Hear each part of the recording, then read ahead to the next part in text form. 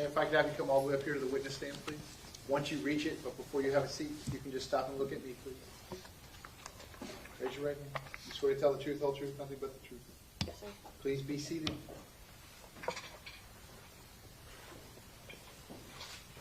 And once you are seated, if I can get you to scoot that chair all the way forward as far as it will go, can you please state your full name and spell your full name? Samantha Oakley, SAMANTHA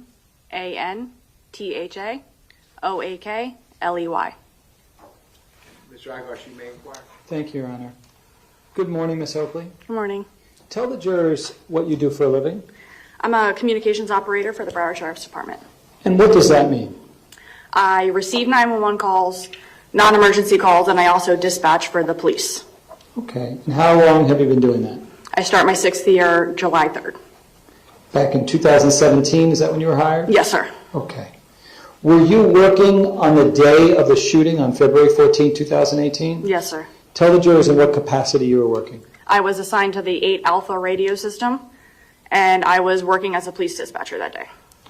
So when we listen to the dispatch recordings of what was said back and forth, is that your voice we're hearing? Yes, sir, for about the first 10 to 15 minutes. So when the shooter was actually in the building, you're the one working the 911 dispatch, correct? Yes, sir. Would you have been receiving any cellular 911 calls that were coming in from students in the building? No, cell phones, when they call 911, it goes directed to Coral Springs. And how are you able to get that information when students call in with real-time intelligence? How do you get that information? They are supposed to transfer the call to our center. And tell the jurors what the transfer means. Transfer is when you advise the Coral Springs dispatcher or call taker that you have an incident in Parkland. They are then supposed to say, please hold for the Broward Sheriff's Office. And then they transfer it over to us where all our call takers take the 911 call and send it off. Now, why would they have to transfer the calls to you? Why was BSO the one responsible for those calls? A BSO is the one that handles all police for Parkland, the city of Parkland. Not Coral Springs? Not Coral Springs. They only handle the fire rescue side. And this was not a fire rescue exclusive scenario. This is law enforcement. Yes, from my knowledge, if there's a weapon involved, you send the police first in order for the safety for our police officers, our firefighters, our rescue, to make sure that it's safe for our fire rescue team to enter. During the shooting, when there's someone actively shooting in that building, were any of those calls transferred over to you at BSO? Not to my knowledge.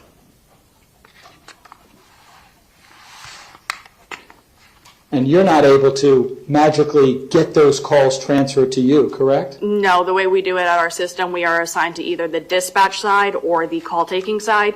So I would have not known any calls coming in. It would just been what was sent to my center.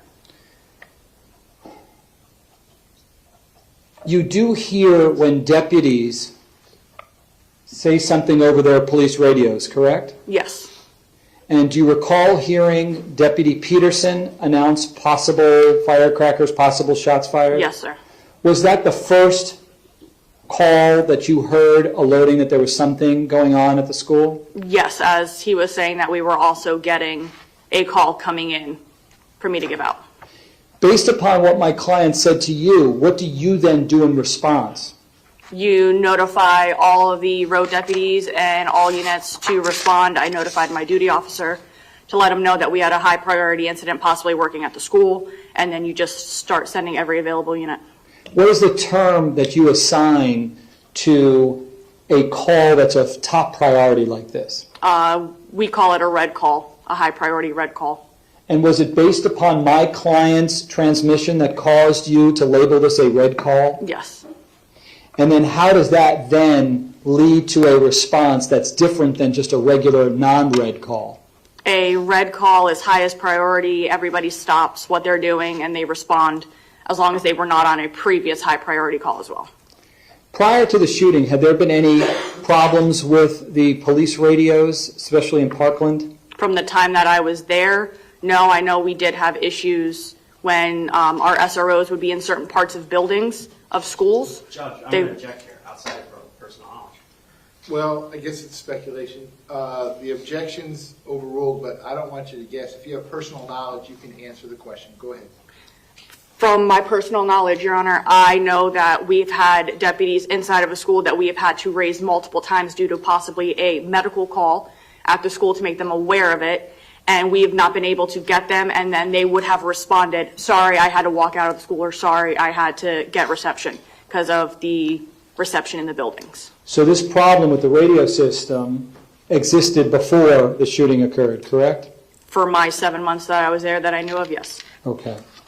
And were there issues during the shooting with the radio system, to your knowledge? To my knowledge, yes.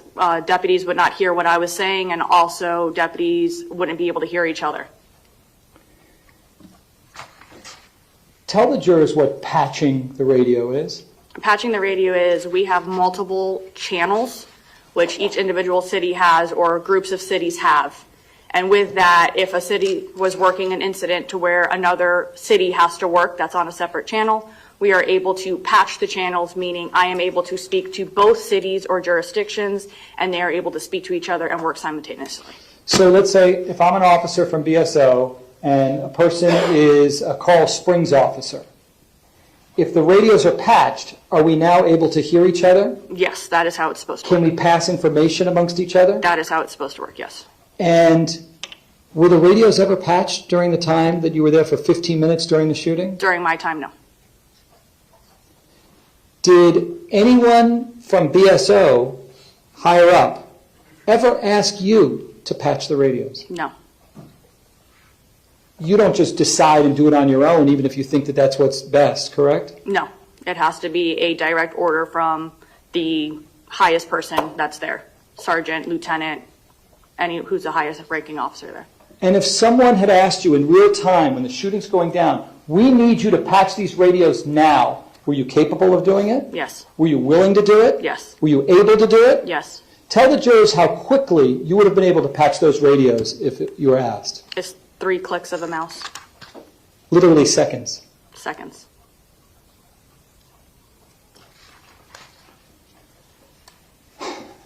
Did anybody ever call from Coral Springs? We talked about patching, we talked about transferring. Did anybody just call over to you on a landline or any other way they communicate with you to just give you information, like the shooters in this room, in this building? Did you ever get that? Again, I wouldn't have known because I was in the dispatch, so I was not physically taking the calls that day. It would have just been inputted into the call that was created. Did you ever give any real-time intelligence to my client or any of the other BSO first responders as to where the shooter or shooters were located? No. That there were any injuries at all in the building? No.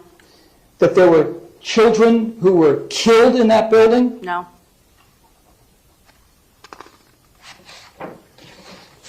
If you had ever been given that information, you would have passed that along to the BSO deputies. Absolutely. Thank you, Ms. Oakley. Okay, cross-examination, go ahead.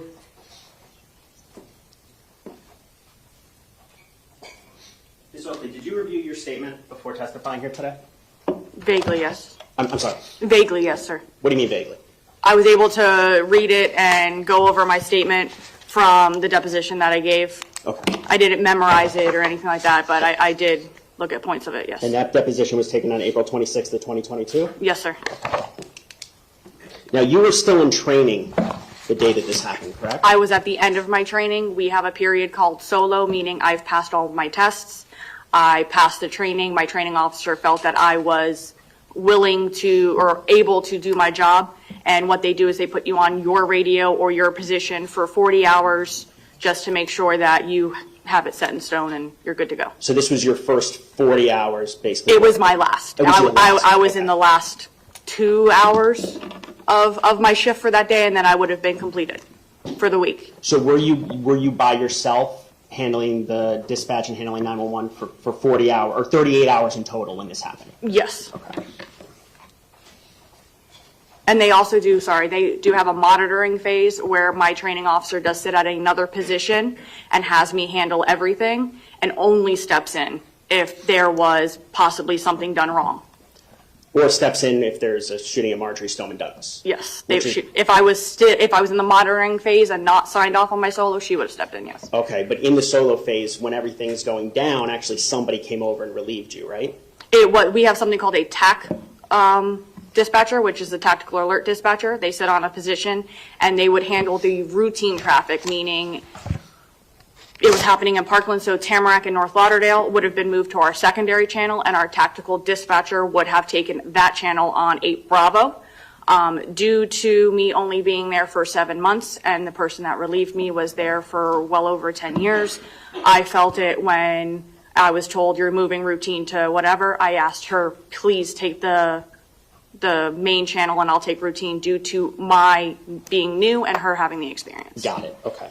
And as it stands today, Angela Mize is your boss, right? She is our regional director, yes. Okay. Now, you stated that you heard over the radio Deputy Peterson saying shots fired. Shots fired or possible fireworks, yes. You didn't know it was Deputy Peterson saying that, though, right? No, at the time it was shots fired, possible fireworks. Okay. But my point being is you didn't know, you couldn't differentiate the different deputies' No. voices at No. that point in time, because you were new. Yes. Okay. Now, you stated about the radios out in Parkland. When the officers stepped outside the buildings, the radios, you could hear, correct? We could hear better, yes, sir.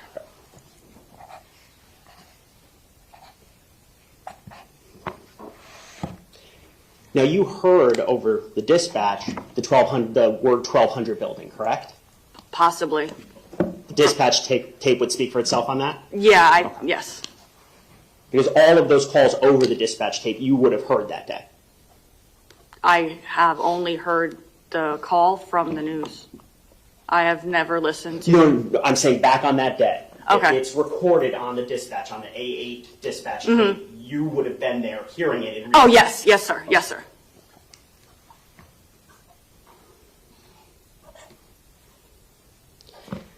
Now, the patch order, that can be ordered from the first responding officer too, correct? Yes, so the way it works is the incident command is the first unit on scene. And then as the higher ranking unit gets on scene, that's who becomes the incident command. So yes, whoever tells me to patch, if they are considered the incident commander at that time, yes, I can patch. So in a situation where the BSO deputy's on scene for 2 minutes or so, backup's responding, they're considered to you an incident commander Yes, sir. who could ask for a patch. Yes, sir.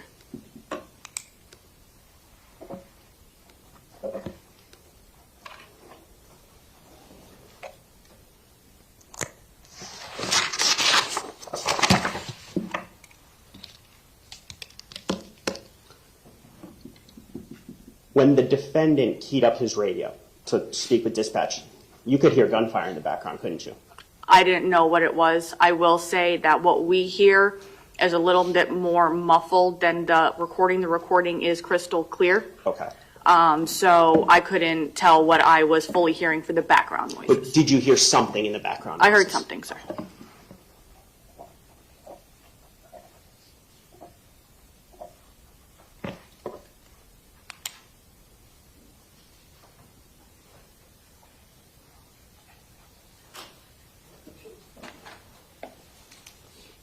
Ms. Oakley, the moment that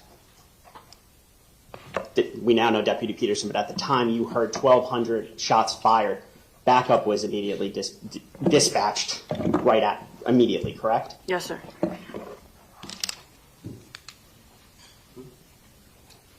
Nothing further, Your Honor. Thank you. Okay, based on that, any redirect? No, Your Honor, I have further questions. Is the witness excused? Yes, sir. You may step down. Thank you Thank very you, sir. much. While she's doing that, you may call your next witness. Do you have a brief sidebar? Yeah.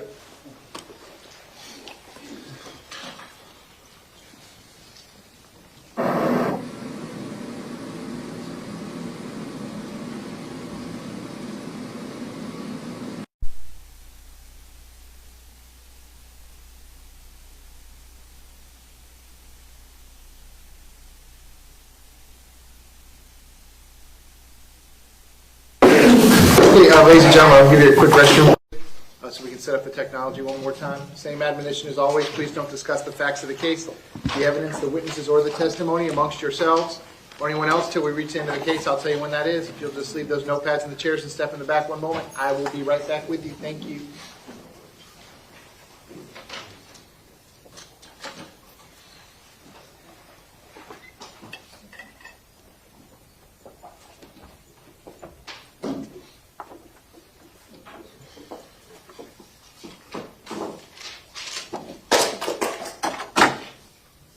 Okay, we're outside the presence of the jury. Everyone can be seated.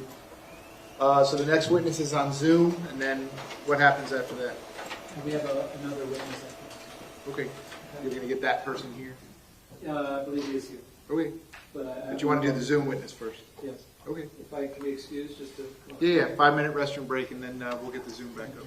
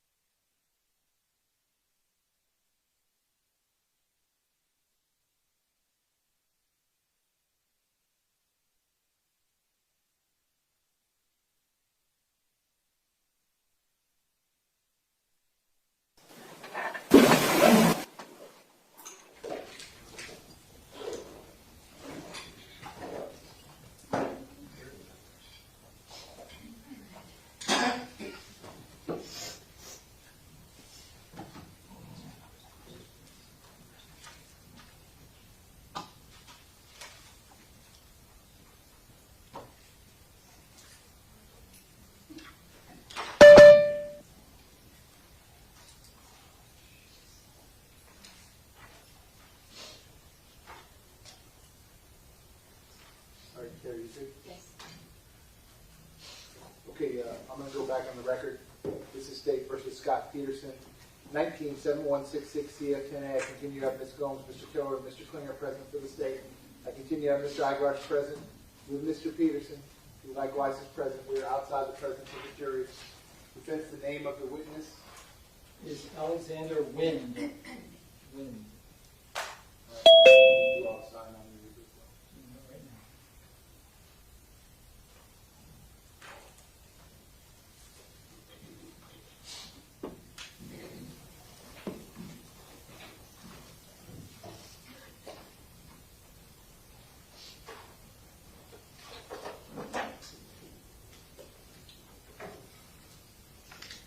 Having Wi-Fi issues right this second.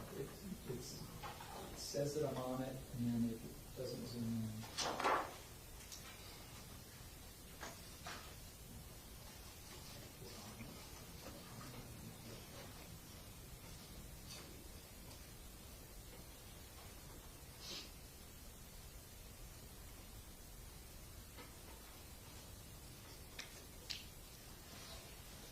The Wi-Fi is not.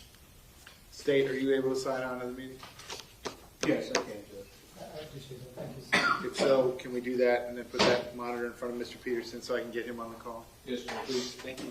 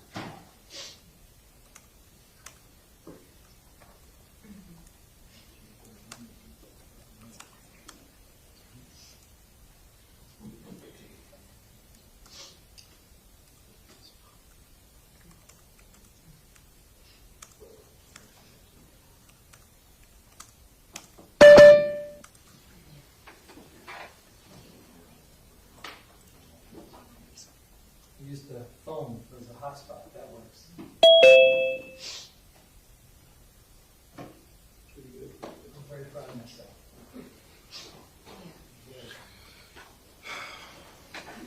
All right, Alexander Wynn, if you can see me and hear me, can I get you to unmute your sound and turn on your camera on the Zoom call, please? Yeah. Sir, you can hear me okay? Yeah. All right, sir, I'm going to do this outside the presence of the jury, then I'm going to do it again once I get the jury back in here. Can you raise your right hand for me, please? You swear to tell the truth, whole truth, nothing but the truth? Yes, I swear. You can put your hand down. Can you please state your full name and spell your full name?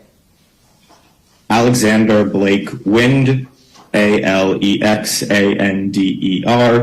Blakewind. Mr. Peterson, are you able to hear Mr. Wynn and see him? I can. And Mr. Wynn, were you able to hear Mr. Peterson's response to me, and can you see him? Yes. Okay, state anything you need me to address before we bring the jury back in. No, Judge. Defense, anything? Okay, please bring the jury back in.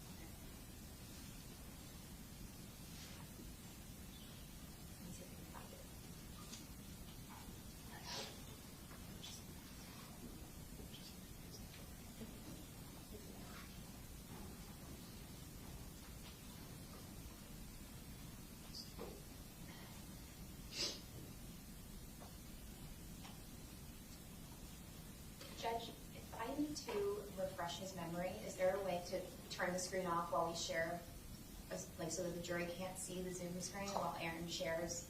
There's not. Okay.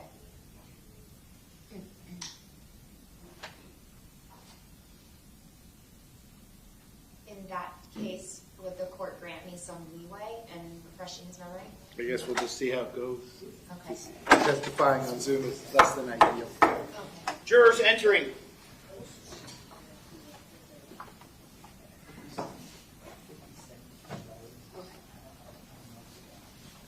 Ladies and gentlemen, welcome back. Come on in.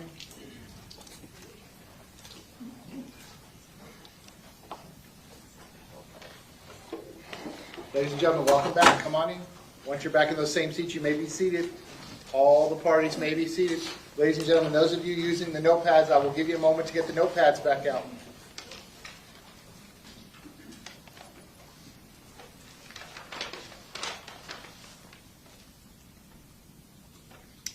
All right, ladies and gentlemen, when we took our quick break, we were in the middle of the defense presentation.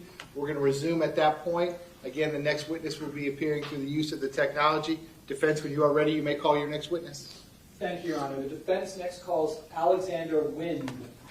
Alexander Wind. Mr. Wynn, can you raise your right hand for me, please? Do you swear to tell the truth, whole truth, nothing but the truth? Yes, I swear. You can put your hand down. Can you please state your full name and spell your full name? Alexander Blake Wind, Alexander Blakewind. Mr. Agash, you may inquire. Thank you, Your Honor. Good morning, Mr. Wind. Good morning. Do you prefer that I call you Alexander or Mr. Wind? Up to you. Alexander is good. Okay. Alexander, you and I have met once before, remember, when I took your statement? Yes? Yeah. And we did it over Zoom, correct? Yes. And that's because you were in school at the time, in college, correct? Yes. And what school were you going to? I go to Penn State. Are you still at Penn State or have you graduated yet? I just graduated in May. Oh, congratulations. What was your major? I studied musical theater. All right. Hoping to see you on Broadway, yes? Yeah, that'd be the goal. Okay. Did you ask me to accommodate you by Zooming you in as opposed to you flying in to be here today? Yes. Okay. Now, back on February 14, 2018, just before the fire alarm went off at Marjory Stoneman Douglas, do you remember what classroom you were in? Yes, I was in the drama class. And who was the teacher? That would be Mrs. Hertzfeld. Do you recall what room she was in? 710. Is that the same classroom as Ruby and Perry Harris? Do you remember them being in your class? Yes. And what happened when the second fire alarm of the day went off in the afternoon? The second alarm went off, and we sort of stayed in class for a little bit because there had just been one that went off earlier in the day, and we didn't know if it was a false alarm. And then after like a minute or two, we went out. I went out of the class, and then we sort of were facing the 1200 building. And then I remember seeing Greenleaf and Peterson on a golf cart sort of come up to the 1200 building. They yelled, I remember Greenleaf yelling, go back, and then turned around to go back to the class, and then I remember hearing the gunshots. Approximately where were you positioned when you heard those gunshots? A couple feet outside of the classroom, there's like a grassy area in between my class and where the 1200 building is. I was there. Can you estimate approximately how close you were to the 1200 building? Probably about 30 feet. And when you heard the sounds, did you immediately identify them as gunfire? No. What did you think you were hearing? I thought a bomb had exploded in the gym. Did you think it was one loud noise or multiple noises at once? Sounded like multiple noises. But your words, a bomb, correct? Yeah. And could you tell where it was coming from? No. Did you have an idea generally where you thought it might be coming from? No. I initially thought it was the gym. Okay, but you weren't sure even of that, correct? Yeah. Yes, you were not sure? Yes, I was not sure. Okay. And are you familiar with whether there is an echo in the area that you were at? Yeah, sometimes it could echo. Explain for the jurors what you mean. Like if you drop a textbook outside the hallway or something, it would make a loud noise throughout the whole hallway. What about the configuration of the buildings allows that echo to occur in that area? It's like a tall building and then an open space and then another tall building. So, yeah. Did you ever think when you heard what sounded to you like a bomb that the shots were, or the noise was coming from the building in front of you, the 1200 building? No. Okay. And did you think that the sound was contained within a particular building or outside, or you weren't sure? I wasn't sure. Okay. I wish you the very best. Thank you. We appreciate you. Thank you. Cross-examination, go ahead.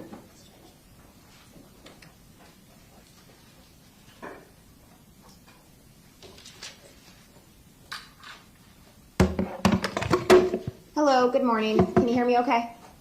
Yes. Okay. So you had never heard gunshots before this day, correct? Yes. So you had no familiarity with what an AR sounded like. Is that Yes. right? You hadn't taken annual classes where you were exposed to the sound of gunfire. Yes, that's correct. And you had never taken a combat lifesaver class, correct? Yes, that's You'd correct. never taken classes on rifles or how to use them, correct?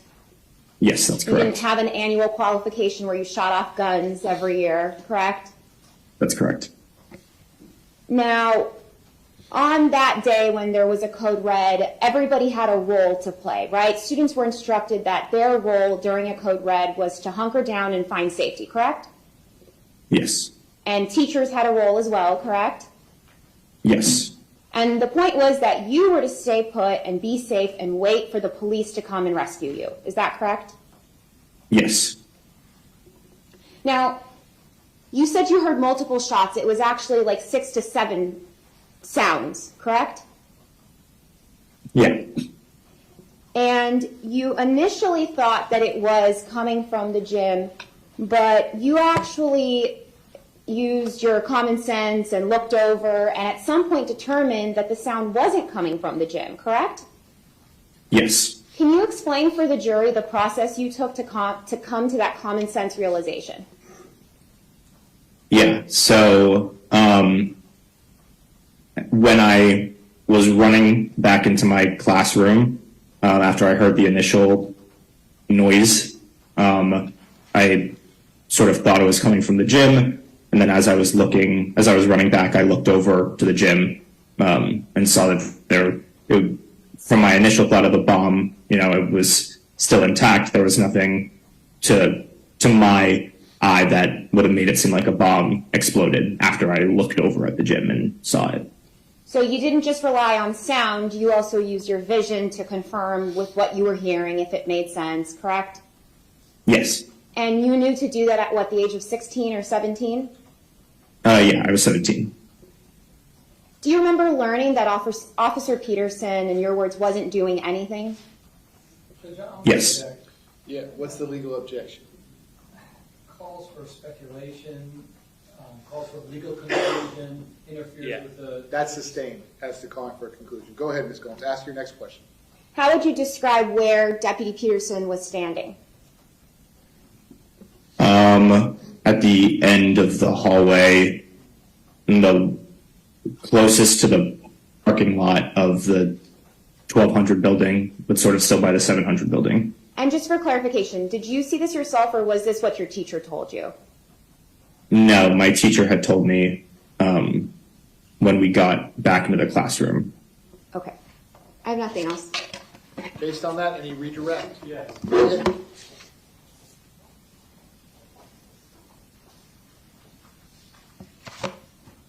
The total time that you saw my client, Scot Peterson, was what, a second, maybe two? Yeah, probably. Okay. You have absolutely no idea what he was doing when he was on the scene, correct? Yes. You don't know who he talked to, you don't know what he was directing, you don't know anything, correct? No. Okay. And when you glanced over at the gym, the only reason why you thought it wasn't coming from the gym was because the gym had not imploded, correct? Yeah. And when you looked at the 1200 building, was there anything about the 1200 building that would have suggested that there was a shooter killing children and adults in there? No. You didn't see any blood or any bullet holes or kids running from the building, correct? No. Okay. Again, I wish you the very best in your career, sir. Good luck. Thank you. Based on that, any recross? Just one question, Judge. Go ahead. In that moment, were you looking to see if there was any blood or children, or were you just running to safety? Running to safety. Was that your number one priority in that moment? Yes. Okay, nothing else. Is the witness excused? Yes, sir.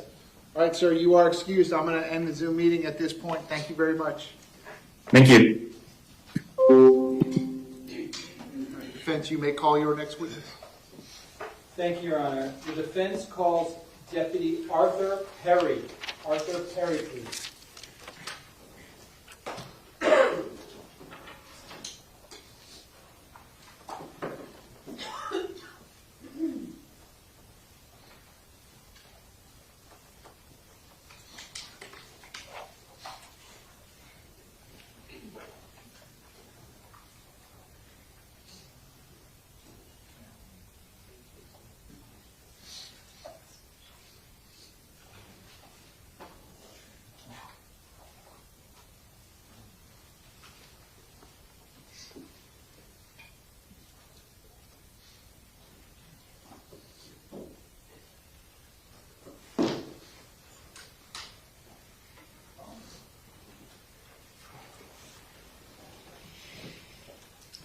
Sir, if I could have you come all the way up here to the witness stand, please.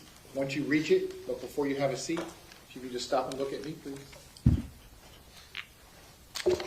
Raise your right hand. Swear to tell the truth, whole truth, nothing but the truth. I do. Please be seated.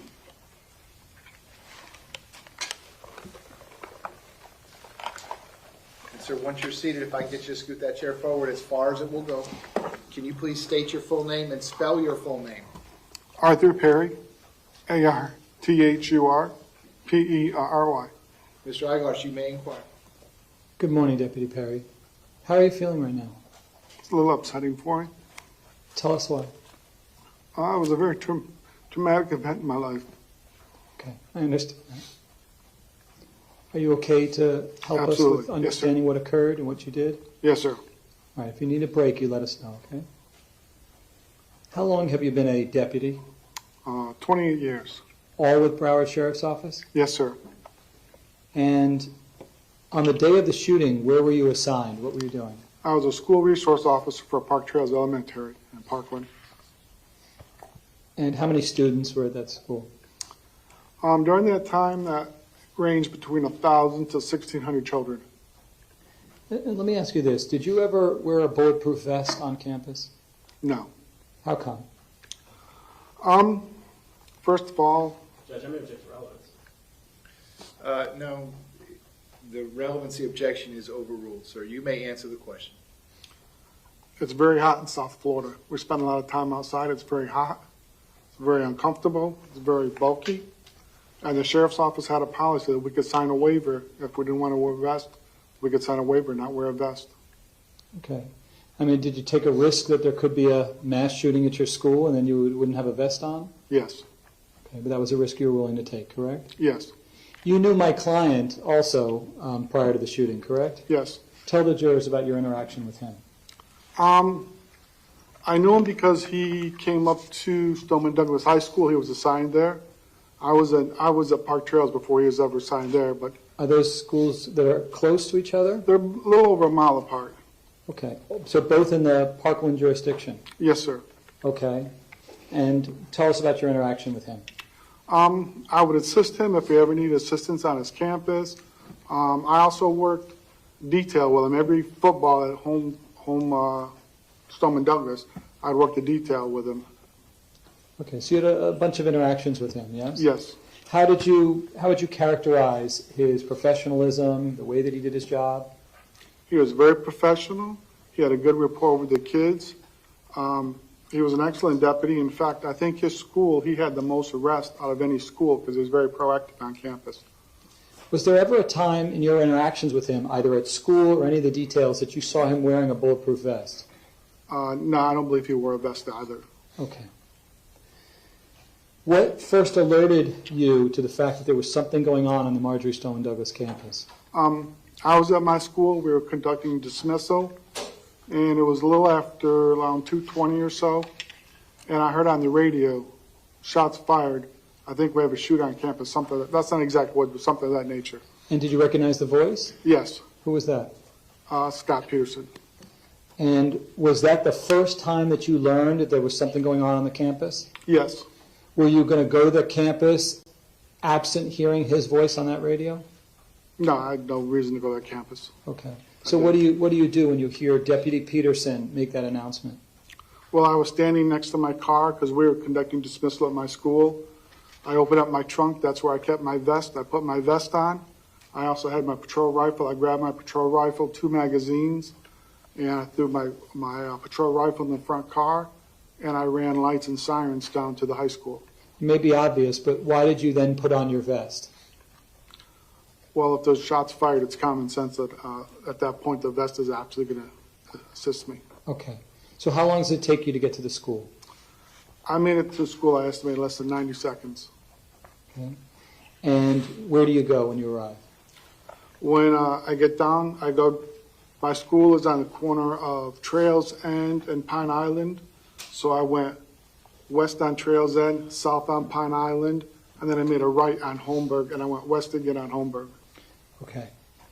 By the way, when an officer announces shots fired or possible shots fired, is that consistent with your training? Are you supposed to do that? Yes, sir. Is there anything in your training that says you should wait and not let everybody know? No, sir. Is it also consistent with your training as a school resource officer to order a code red right away? Yes, sir. And for what benefit does a deputy order a code red? Whose benefit is that for? Everyone's benefit. So the staff and the students can know they have to lock down, okay? And not only do we lock down the classroom, but we have to lock down the whole school. There's no movement in and out of the inner or outer perimeter of the school because we don't want outsiders coming onto the campus. Okay. Let me approach with what is Defense Exhibit F. If you can show us where it is that you arrived initially.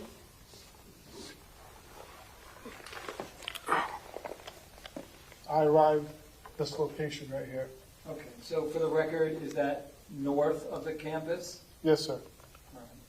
And then where do you go from there when you arrive? When I first arrived, You gonna need the board to do it? Are you gonna? I don't know eventually, but Okay. when I first arrived, I got on scene and Sergeant Goolsby was there. Who was it? Sergeant, he was a detective at the time, but he's a sergeant now, Sergeant Goolsby. Goolsby. Goolsby, Yeah. yes, sir. Okay. Yeah. So I get out of my car and we meet up and we go to the fence, and the fence is locked. Okay?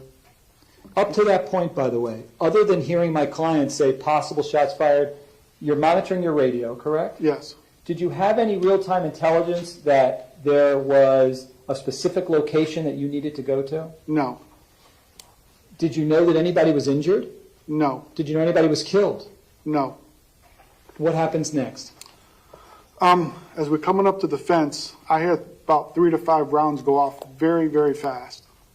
Okay? When you say rounds, did you recognize? Shots fired. Did you know them to be shots fired? Yes, sir. I recognize them as shots fired. All right. What do you do with that information? Well, I'm trying to process, trying to figure out where they came from, and I'm scanning the area to see if I can see a shooter. You didn't just run right into the 1200 building? I had a locked fence in front of me. We have to get through that locked fence. Okay, let's say you get past the fence. Would you have run right into the 1200 building? No, because I had no idea where the shots were from. From the sound alone, first of all, could you tell whether they were contained inside or outside? They definitely sounded like they were outside to me. I want to have you use the map and include every possible place that you thought the shots could have been coming from, okay, when you hear those shots. And by the way, do you ever hear any additional shots after that? No, sir. Okay, so we're talking about just the initial, you said 4 to 5? 3 to 5. 3 to 5? Okay. So if you can, using your finger, kind of tell us what was in play, what areas were in play. This whole area here, this area, and all through here. Basically, 3/4 of the whole campus. So 3/4 of a 45-acre campus? Yes, sir.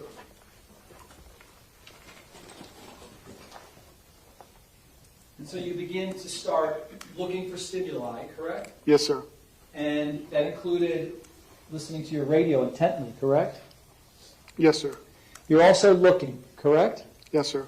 Was there anything as you're scanning the campus and you're looking, anything that jumps out at you like smoke or blood or gunshot bullet holes, anything like that that you can see? No, sir. So what's the next thing that you do, sir? On the gate, the lock was inside, so Sergeant Goolsby is pulling the lock towards him so he can use his key to open the gate. And then Sergeant Heinrich, he was a school resource deputy at the time. Yes. He was in the parking lot with a student, and he jumps up in between cars and says, "Don't shoot. I'm an off-duty officer." Now, I know who he is, and he knows who I am, because we're both school resource officers, and I've worked the football detail at the high school for about 13 years, and his wife was the athletic director there, so I would see him all the time at the football games. And I got on my radio, but it took several times. I kept trying to keep my radio. I eventually was able to announce we have a student shot, so dispatch couldn't, but it took several times. I kept getting this bonk, bonk, bonk.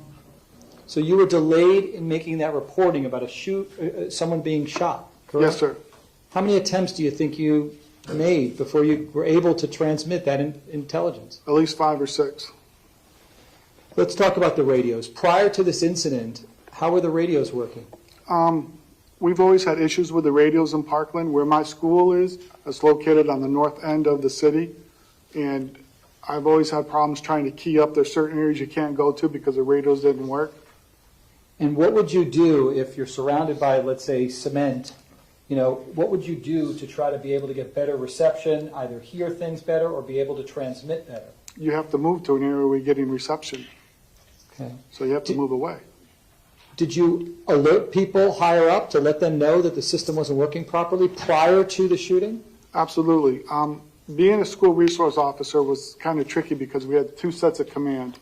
We had the district office command, and then we had the command that ran the school resource officers. So we would have, every 2 weeks, we'd have a meeting, and we would tell the command from the school resource officers that, hey, our radios aren't working, and the city of Parkland captain also knew we had radio difficulties. So it was well knowledge that we had difficulty with radios. No deputies get to pick which radio system they use, correct? Correct. Do you have to use the one assigned by higher ups? Yes, sir.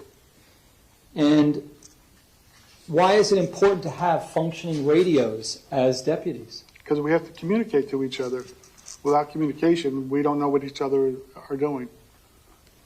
And what are you trained to do when you don't have the use of your radios, or are you even ever trained in that scenario? Yeah. I could have asked it Sustained is the better. compound. One Yeah. question at a time. Go ahead, sir. Have you ever been trained where you have broken radios, where you can't use your radios? I cannot recall any training. Hold on a second.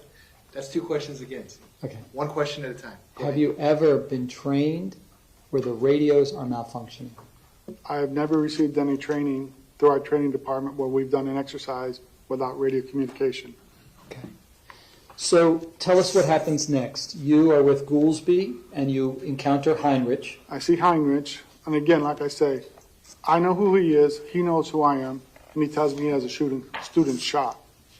Unfortunately, he doesn't tell me where the shooter is, who the shooter is, how many shooters there are, where he was last seen. He gives me no information.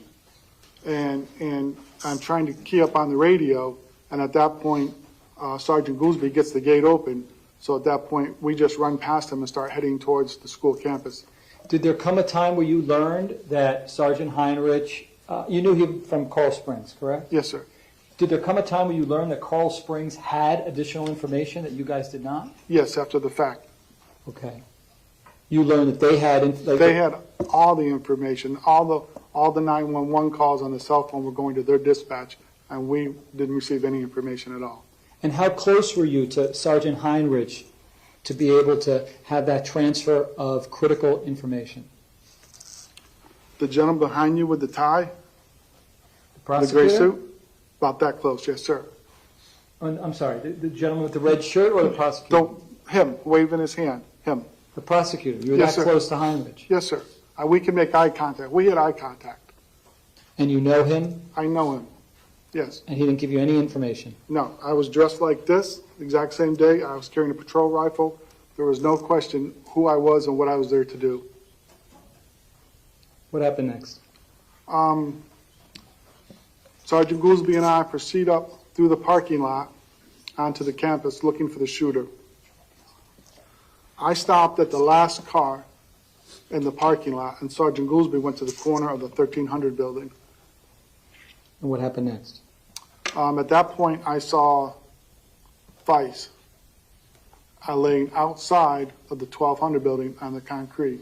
Okay. Let me show you what I've shown the state already as Defense Exhibit P and ask you if you recognize what's contained in this photograph.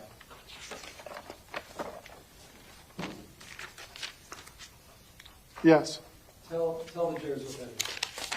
that's me behind a car, Captain Jordan, the 1300 building and the 1200 building, in the parking lot of the school.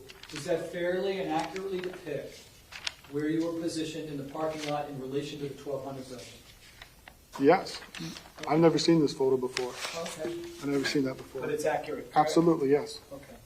Judge, at this time, we move what's been previously marked as Defense Exhibit P into evidence. Ms. Wilcox, would it be defense exhibit number 4? State, any objection? No, Your Honor. Without objection, defense P for identification will now be in evidence. That is defense exhibit 4. I'm going to show the photograph to the jurors. Tell us what we're about to see. When was this and what were you doing? Well, this was sometime into the incident, but at that time, I'm scanning to the west because when I came up on, first of all, let me point something out. When I came up on that car and I knew we had a student shot at the beginning west of me How did you know that? because Heinrich told me I got a student shot and I announced it on the radio. Did you know that prior to seeing Heinrich and being right there with him? No, So you hadn't learned that there was any injuries over the BSO radio up to that point, no, correct? I was the first one to announce that. Okay. And then what happens? I got up to the location you Let's show. let's show them the photograph. Okay. Okay, So tell us what we're seeing. First of all, Perry is who? That's you, right? that's me, correct. And who is Jordan? She was the captain of the Parkland office at that time. And she's right there with you? Those are. Yes, yes. And what are you doing behind that car? I'm taking cover and I'm scanning for a shooter. And is that what Captain Jordan is doing as well? Captain Jordan's trying to run the crime scene at that point. She's trying to make phone calls and contact people and run the crime scene. You said trying. Tell me Yeah. what you mean by trying. Well, her radio wasn't working, and she was having difficulty making phone calls. And so we're clear. Is this the closest car to the 1200 building? Yeah, it's the last car in the parking lot coming this way. If you're coming from the 1200, it's the first car. How close would you estimate you are to the 1200 building? I'm going to say that's probably 30 yards. Okay.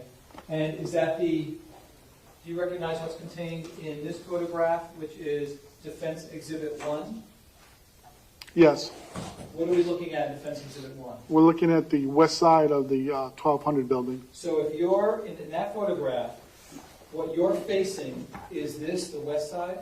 Yes, And can you show us where you saw Aaron Feist? Where his body was? he was in the general area right here on the ground. Okay. So he would have been outside of the 1200 building, correct? Yes, And you see his body there, correct? yes, Do you then just rush into the 1200 building? no. How come?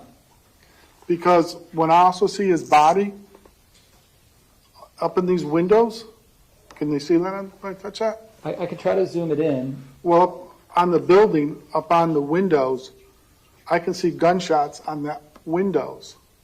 And based on my position, Which windows? Are you able to show us? it's like right, You want me to enable the, I would love that, Judge. Thank you. sir, do you see at the bottom of your screen, is there 3 little lines? Right in the middle, bottom? yes, Push those. There you okay. go. Now what do I do? Now, you can select the pencil option, you can select a color, and you can use your Yeah, finger. just, yeah. Like right, and I believe it was these windows. I'm not sure exactly which one. Wait, it's not working. Hit a color. Just hit one of the colors. Pick whatever your favorite color is. Okay, good. And now circle with your finger on the screen. There we go. I believe it was these windows. I could see gunshots in those windows. And based on my angle and the fact that Coach Feist was on the ground, I was believing that the shooter was outside west and he shot that direction at Coach Feist, and he shot in such rapid succession that the rifle raised, and those were gunshots coming from the outside toward the inside of the building. Now, that turned out to be completely not what really happened, right? Absolutely, yes. So you can get it wrong, but it not necessarily be something sinister, right? Yes. I mean, up to that point, do you know that the shooter's inside the 1200 building? Absolutely not. Again, I'm considering myself in the hot zone because I just ran past a student that got shot, and I ran up to the next building, and I see another person shot outside, and I'm seeing, well, it appears to be gunshots on a window up above. So I'm thinking everything is to my west. And unfortunately, when you show me that map and you tell me the point where I'm at, you can't get the vastness of the area. The area is so big, and there's so many places for someone to hide and someone to move. It's just impossible for 1 or 2 people to cover that amount of area. And were there any other stimuli, like any smoke that you're seeing coming out of the building? No, Any blood? no, No students running out and telling you? no. Had you eliminated that there could be sniper fire on the campus? Absolutely not. Could have been someone anywhere in that campus shooting. Could you eliminate that there were people running around with guns somewhere on campus? No, because when we're trained to think always the +1 rule. So like again, when I ran past Heinrich, he didn't even say, was there 1 shooter or there's 2 shooters? He gave us no information, and he had a victim right there, which he had intel that he could have gave us right on the spot to assist us. Were there other officers other than Perry and Jordan that were taking positions of cover around the 1200 building that you saw? Well, I'm Perry. Strike that. Other than you and Jordan. Eventually, a Coral Springs officer came up in the car next to me, to my east. Yes. A Coral Springs officer came up there, and he had his weapon pointed at the 1200 building. When he did that, I focused all my energy on the west side of the campus. Okay. Did you see that? Do you remember the name of that Coral Springs deputy officer? I do not know his name, no. Did that officer go running into the 1200 building as soon as that officer got there? No. Did you ever see that officer go into the 1200 building? No, that officer stayed there the whole time I was there. When I left, he was still there. And you don't even know the first letter of the last name? No? No. Okay. And so how long do you think you remained in a position of cover this close to the 1200 building? Well, before Captain Jordan ever got there, I was in that position in that car, and Goolsby was over in the 1300 building. I was there for about 3 to 4 minutes, and 3 Coral Springs officers came in and ran by me. Again, they gave me no information whatsoever, and I saw them run into the 1200 building outside the door where Feist was. Okay. Okay. So do you go then running in? Naturally, this must be where the shooter's located, right? No, because I'm thinking, based on what I saw from those shots in the window, the victim that I ran past and the victim in front of me, I'm thinking the shooter is to the west. Okay. And So what reason are you thinking that they're going into that building other than to go save people and or kill the killer? honestly, I had no clue, and I had no way to communicate with them. I couldn't understand what was going on. How were you feeling in that moment? It was bad because after the fact, we learned that, hey, we've got one crime scene, one incident. We have two different agencies running two different operations that aren't communicating with each other and have two different sets of intelligence. It was a total failure on both agencies, to be honest with you.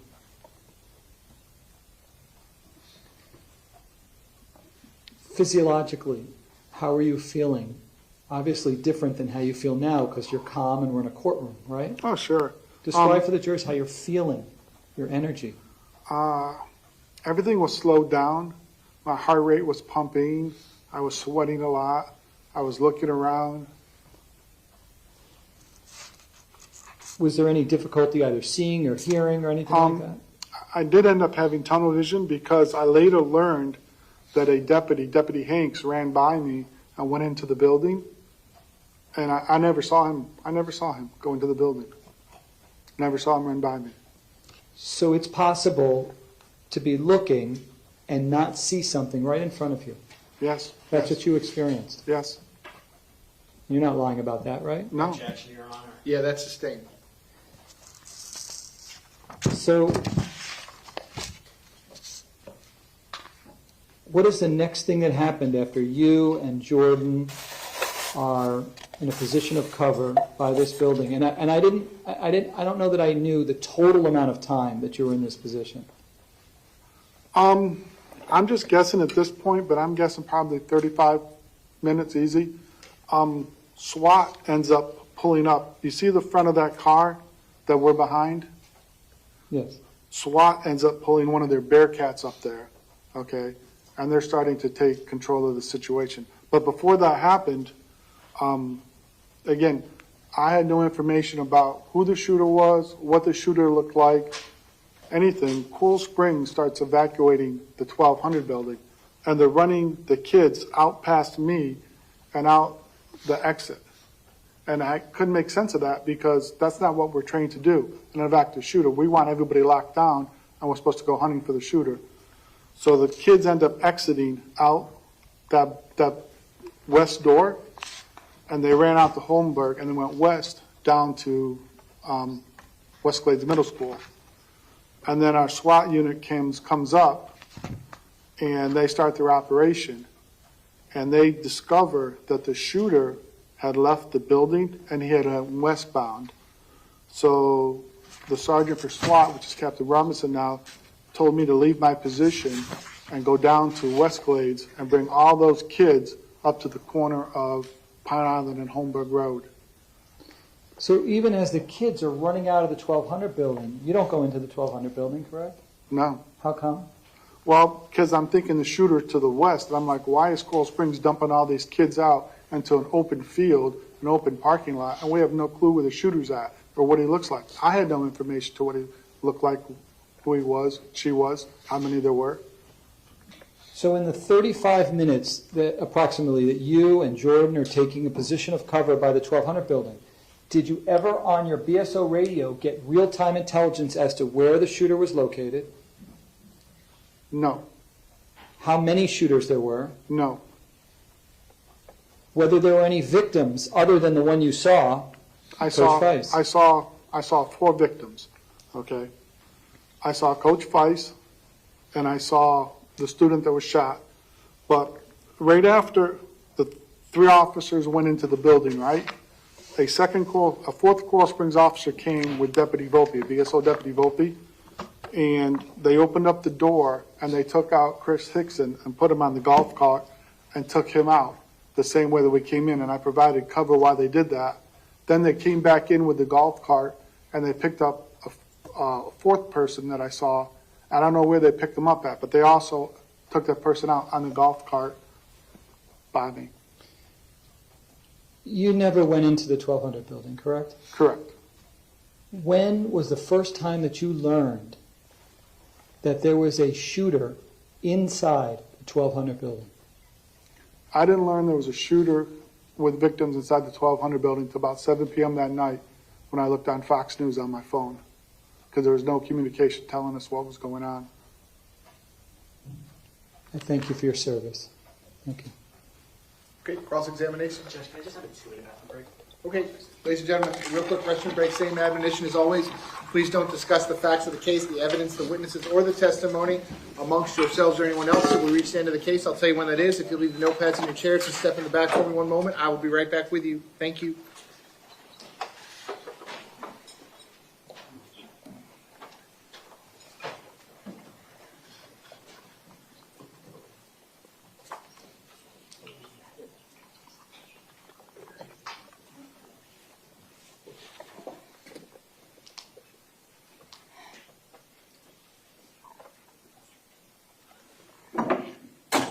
Okay, we're outside the presence of the jury. Real quick 5-minute restroom break. We'll be in recess for 5 minutes. Sir, if you're comfortable, you can stay right there. Okay. If you want to step down, you can step down. Don't talk to anyone about your testimony. It's just like you're on the witness stand. Thank you.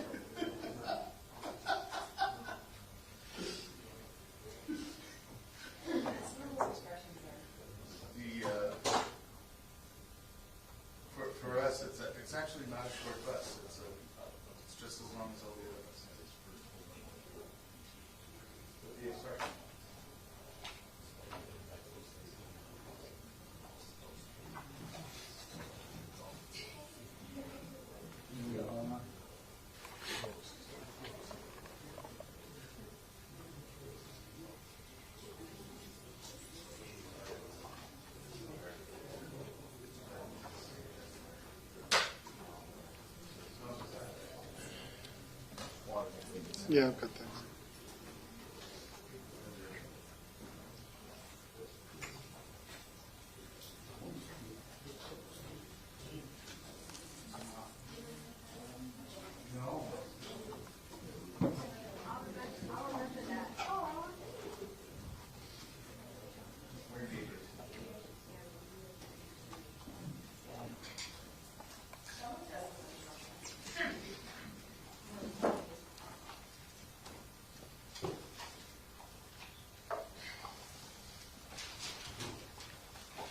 You'd like to get Mr. Klinger back and go back to you.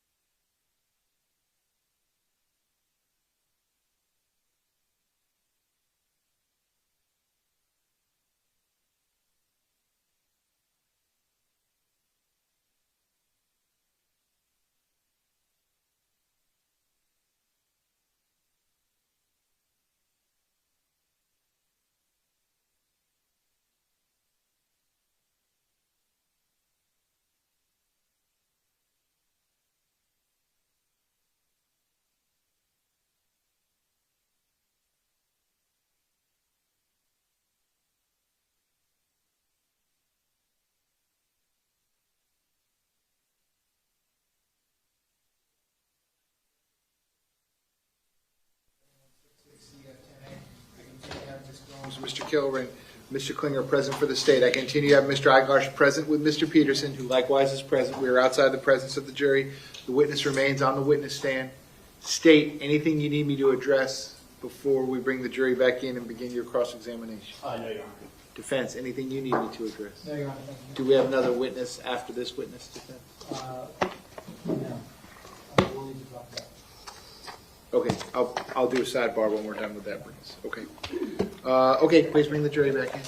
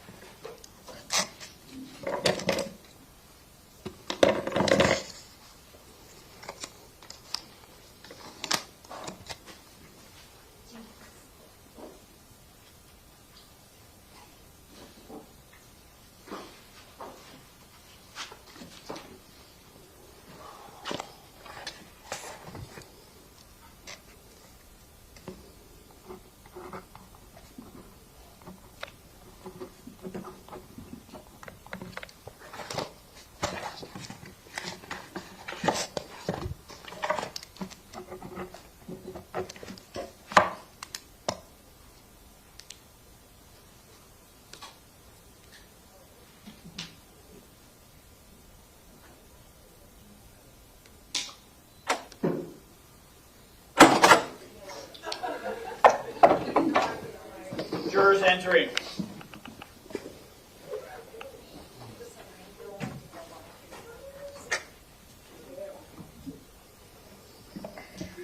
Ladies and gentlemen, welcome back. Come on in.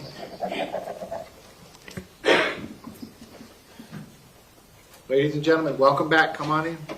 Once you're back in those seats, you may be seated. All the parties may be seated. Ladies and gentlemen, those of you using the notepads, I'll give you a moment to get the notepads back out.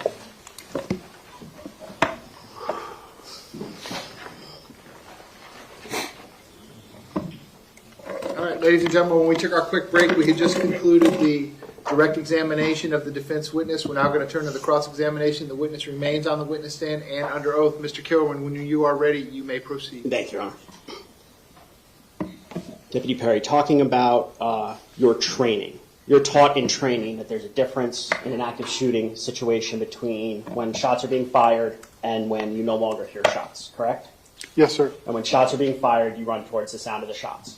Yes, sir. And when shots are not being fired, you look for additional stimulus, gather intelligence to see what the next steps are. Yes, sir. Now, you were on this scene for mere seconds while you heard shots, correct?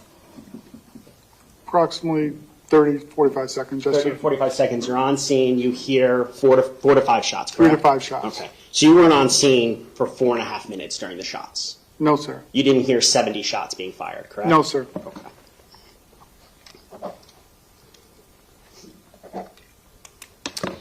I'm going to show you what's in evidence as States 1, Your Honor. This can be shown.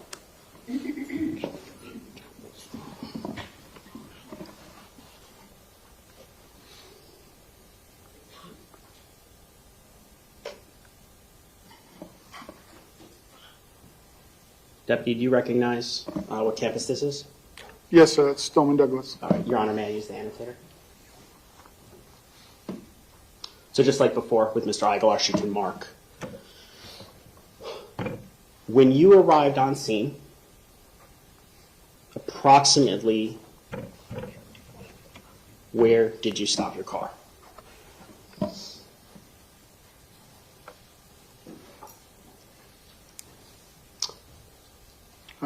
Erase. How do I erase? I got it for you. Go. I was on Holmberg Road, and the left-hand turn signal to turn into the parking lot. Just go up a little bit with my fingers. Understood. I got a fat finger. So this, I'm going to mark it. On This the left-hand. left-hand turn. Yes, lane. Okay. yes, right there. Yes, sir. You stopped your car there. Yes, sir. That's when you hear the 4 to 5 shots. No, not until I got down towards the gate. You see? You can draw to where the gate is. Right here, that's the gate that was locked. Okay. So when you get to the gate, that's when you hear the 4 to 5 shots. Yes, sir. Coming from the south, but you don't know exactly where to the south. Well, I wouldn't just say the south. It could have been, can I Well, show me. That could have been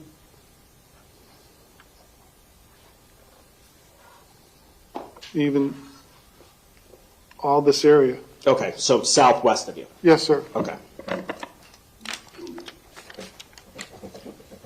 Now, in training, you're taught to go to the sound of gunfire, correct? Yes, sir. We know Okay. where it's at. Well, we'll get to that in a second. Okay. Now, you approach, I'm going to change it to purple. Once the gate gets opened, where do you and Goolsby head towards? Or I guess Sergeant Goolsby head towards. We come through here, and I stop at the last car right there, and Goolsby comes up to this location right there. Okay. Did you go behind it? I'm just going to mark in blue. Did you take this route over here, or did you take the purple route that you marked? I honestly can't remember. I'm thinking is the route I marked, but Okay. I can't be sure. Okay. Now you're heading towards the area of where you think the gunshot could have come from, correct? Yes, sir. You're not just standing there. No, sir. You're complying with your training that you go towards the sound of the shots, right? Yes, sir. Okay. Now you weren't dropped off in a golf cart right outside where the shooting was occurring, right? No, sir. You actually had to run through a parking lot. Running- Jogged. just Let's say jog. I don't run anymore. moved through a parking Yes. lot. Okay.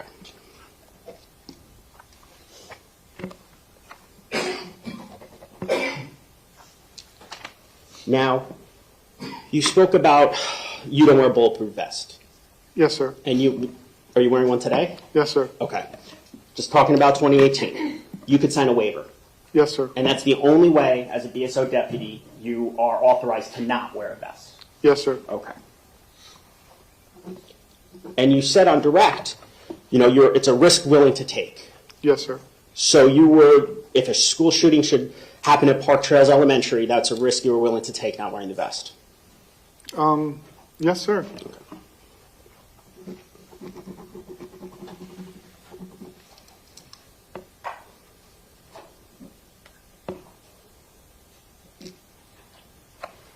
Now, on direct, you testified about locking down the whole school.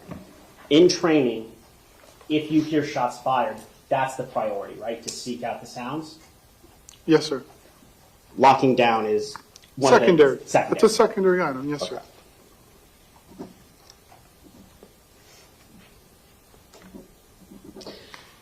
Now, over dispatch that day, did you hear, you know Scot Peterson, you know him for years, right? Yes, yes. You know his voice.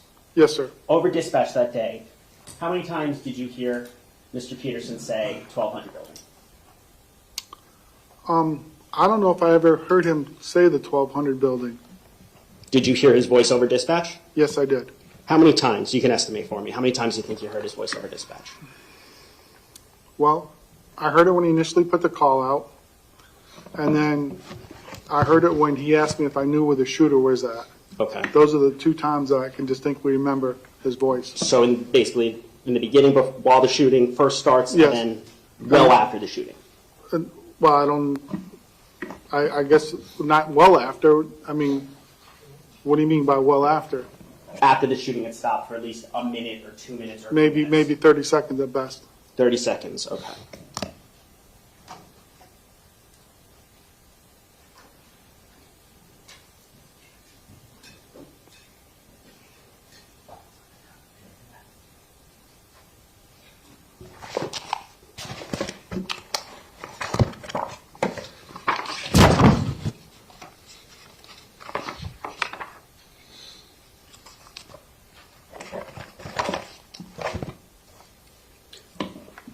When you heard the call, Perry, does he know where the shooter is? How long would you estimate you were on scene for? Minute to minute and a half, I'd say. So 3 minutes doesn't sound right to you? It's hard to estimate under that type of stress, sir. Understood. I'm guessing at this point. I really don't know. Okay. If it was said 3 minutes later, does that sound preposterous, or could it be? It could be. I really don't know. Okay. Now, that day, you also called out dispatch. You used your radio, correct? Yes, sir. Juliet, you're 17 Juliet 4, Yes, sir. and you reported responding, Yes, sir. and you were doing that on your way as you were driving? I actually tried to say I was responding at my school, but I could not actually get on the radio till I was halfway to the school to let them know I was responding. Okay. Because I was having difficulties the whole time. But you were able to get through that you were responding? Eventually, yes, sir. Okay. And do you recall saying something to the effect of Holmberg is shut down, we're by the 900 building or 1300 building, we've got shots fired, I'm trying to get the fence opened? Yes, sir. Do you also recall saying parents said there's a child down, have fire rescue staged in the area until we make contact? Yes, sir. That was Sergeant Heinrich. So Sergeant Heinrich, you called him a parent. Yes, sir. Earlier you said you know him, I do. but you said parent. Yes, sir. Why? Because he's dressed in athletic clothes, shorts, T-shirts, and he has a student. He's not dressed in police clothes. So I actually thought he had his own son with him. I actually thought that was his own son he had with him. But someone coming in, if I say off-duty, they're going to think somebody possibly in uniform. So I called him a parent because he is a parent because he has a child at that school. Okay. So is your testimony today that you and Jeff Heinrich personally know each other? No, we don't personally know each other. I know who he is and he knows who I am. You sure he knows who you are? He's talked to me many times when I've done that detail at the football game. I would hope he knows who I am. The detail at the football game, how many years? I did that detail for about 12 years. 12 years. Did you work that with Mr. Peterson? I have worked some with Mr. Peterson and the deputy before him, yes. Okay. Are you friends with Mr. Peterson? Yes, I am. How long have you guys been friends? Probably since he started working at the high school. Socialized together? No. We have done a couple things together, but I don't really socialize with him. What do you mean, couple things? We've gone on 2 motorcycle trips. Okay? Okay. And I helped him pack up his house when he moved, and I also, with another friend, delivered his motorcycle to his current residence where he's at. Okay. And now you were asked on direct that you didn't run right into the 1200 building, and you said because you had no idea where the shots were coming from. Correct? Correct. Okay. In training, you're taught to seek out to gather intelligence. Correct? Yes, sir. And that's why you ran down the purple Yes, track. sir. Correct? Yes, sir. Stopped at that car. Yes, Correct? Goolsby's down in the corner of the 1300 building Yes, in the sir. northeast corner. You can see Aaron Feist outside, you said, right? Yes, sir. You saw bullet holes in the 1300 building, you said. Yes, sir. You saw Coral Springs running into that building. The bullet holes in the 1200 building. Yeah, 1200. Okay. Yes, sir.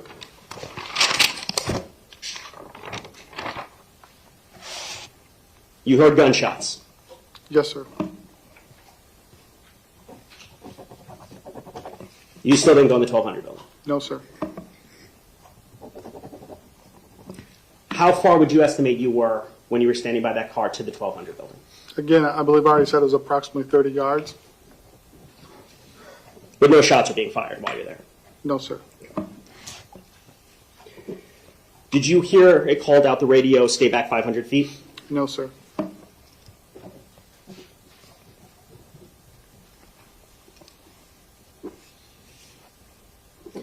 Now, you testified that you thought that the shooting was to the west. You circled it actually in the green area, correct? Yes, sir. But you went over just north of the 1300 building, right? Where the trail ends, where the track ends near the car? I was in the parking lot. Yes, sir. Okay. You didn't seek out, you didn't go to the football field or the baseball field or the tennis courts, correct? No, sir.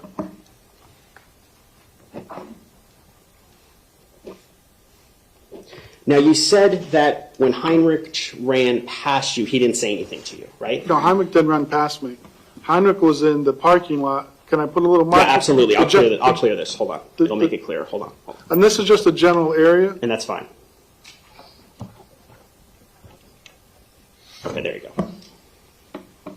Heinrich was kind of like in this area between the cars. Okay. And he was going past you with an injured student. No, he was in between the cars hiding, and he popped up and identified himself. So he wasn't running north down to the fence. No, Okay. he was in between 2 cars stationary. Did he have a student with him? Yes, Okay. And what was he doing with the student? they were stationary, and I told him as Goolsby and I started coming into into here, I told him to get down because shots were fired. The student that he was with, did you see the injury that he suffered? No, sir. So you didn't see that his foot was almost blown off? No, sir. And but your testimony is he was with a student and he was just standing in between. He was in between. He was when we first got to the fence. I didn't see him, but he popped up and identified himself. I said, "I'm an off-duty Coral Springs officer," and I know who he was because again, his wife worked at the school, and I used to see him at the football games, and I do details there. Now, in training for BSO, you're taught that if someone is shot, that you have to provide treatment to them, correct? Yes, sir. Providing treatment wouldn't just be standing behind a car, though, hiding, right? Are you referring to me or him? In general. I have no clue what he was doing. I was going towards the shot because that's what I'm trained to do in that situation. We have to run past kids to go find the shooter. Now, on direct, you were asked, Heinrich, that he didn't relay any information to you. No, Did you ask him? I didn't have time because I was trying to communicate on the radio, say, listen, I've got to let communication know we have an injured person here. And by the time I was able to actually get on communication, Sergeant Goolsby got the gate open and we started progressing into the school. So at that point, I just ran past him with the goal of trying to go locate the shooter. So it was more important for you to queue up your radio than to gather real-time intelligence from Heinrich, who you knew to be an officer. He wasn't giving me any information. Did you ask for it? No, I did not.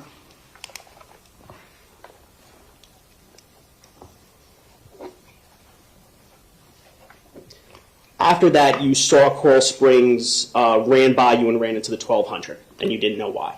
Yes, sir. That's the same 1200 where Aaron Feist is outside, Yes, sir. that there's bullet holes in the window, Yes, sir. that Deputy Peterson has called out 1200 building 4 or 5 times. Objection. Assumes facts not in evidence.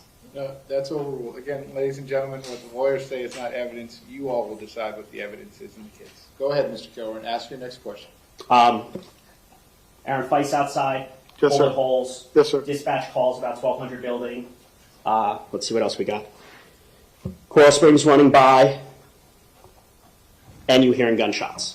Yes, sir. And if you read the dispatch logs, you'll also see that I referred to that building as the 900 building. I didn't know that was a 1200 building. I referred to that building as the 900 building. You didn't run into the 900 building then either, No, sir. even though all that stimuli was there. Yes, sir.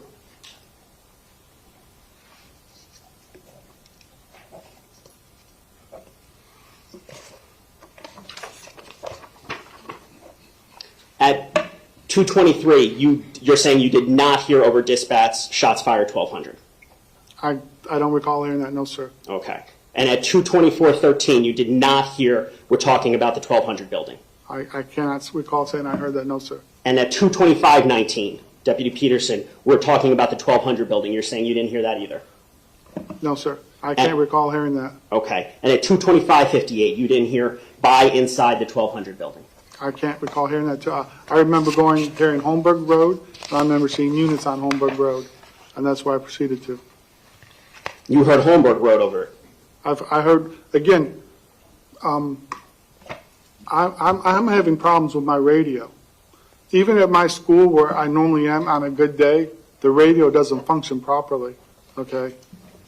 And I'm trying to key up to let them know I'm 51. And what happens when you're trying to key up, you're stepping on people, and you're not hearing what's coming across while you're trying to transmit. Okay. The first call you heard was the shots, we have shots fired. Be advised, we have possible, could be firecrackers. I think we have shots fired, possible shots fired, 1200 building. I heard, not all of it, but I heard part of it, yes. And then you testified earlier that the only other one you heard was Perry. Does he know where the shooter is? I heard that. I heard bits and pieces of other things. Oh, now you heard bits and pieces of it. No, I heard Marchese saying we have a student caught in the fence. What else did I hear? I heard Kratz saying that shots fired by the football field, kids are running westbound. I wasn't getting a lot of communication on my radio. But you heard football field. Yes, I You did. just didn't hear any of Deputy Peterson saying 1200 building. I don't recall him saying the 1200 building, no, sir. Those are the only two that you recall from Deputy Peterson.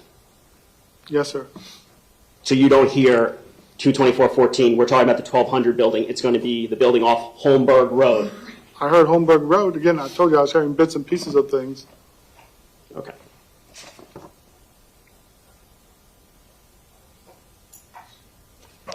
Did you hear shots fired being mentioned about 5 or 6 times? I don't understand your question. Did you hear shots fired being mentioned 5 or 6 times? On the radio? Yes. I don't recall. So once again, you don't recall hearing Deputy Peterson's dispatch, your friend. I don't. Objection. What's the legal objection? Compound question, argumentative. Well, as to both of those, it's overruled. Go ahead, sir. You can answer the question. What time are you talking about when I asked if I heard shots fired when you're referring to that question? No, I'm saying you didn't, besides those 2 that you testified to, those are the 2 that you heard from Peterson, you didn't hear any of his other communications where he mentions the 1200 building. I can't recall those. I heard shots fired from Kratz, I believe. But I can't recall those situations, no. And he's your friend. Yes, sir.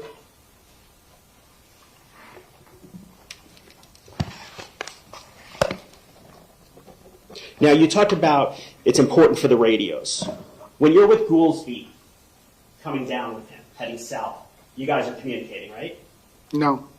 You're not. No, he didn't. At a point, he didn't even know I was behind him at one point. He went in and I went in right behind him. And so he's running probably 10 yards ahead of me. And as he's moving, I'm moving. So he's almost physically communicating with you. By you following him. You're seeing where he's running, so you're following him. If you want to call it that. Because yeah. you can physically communicate. You can give hand signals. We weren't giving hand signals. He ran in and I ran after him because I was his backup. But you could give hand signals, He would have to look at me for me to give him hand signals, just yeah. in general. I suppose so. Okay. When you're at the car with Captain Jordan, you're communicating with her? I was talking with her shortly, yes. Okay, so you were able to communicate even without the radios with her? Yes, because she was like right here. Understood. I could touch her. Okay. And this is, you said you were in that position about 30 minutes? 30, 35 minutes. I'm guessing. Okay, that's You know, fine. I'm guessing. Captain Jordan arrives at what time? How long were you in that position when Captain Jordan arrived? Again, this is a guess. I'm going to say maybe 10 minutes. And during those 10 minutes, or during the time that she's there, no shots fired? No, sir.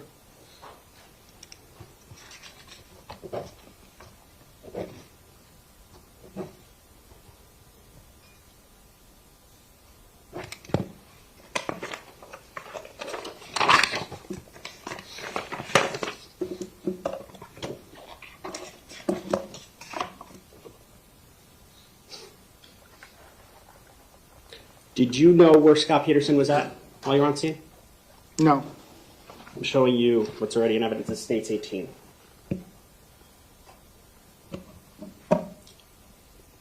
You didn't know that he was in that hallway area right there? No, sir. Now, you said that Coral Springs officers went in. Yes, sir. BSO also went in, right? Eventually, yes, sir.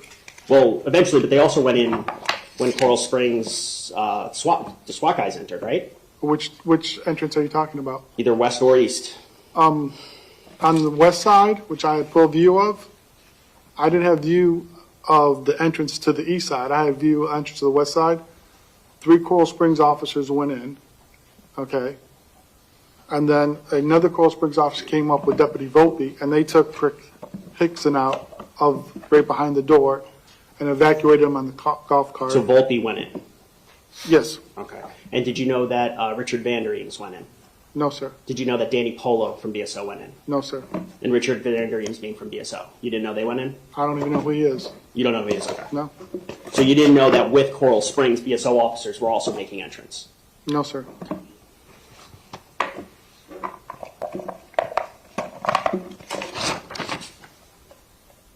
Now this, what's now in his defense for, this photograph that was shown to you, the positioning. What time did you get positioned behind the car, approximately?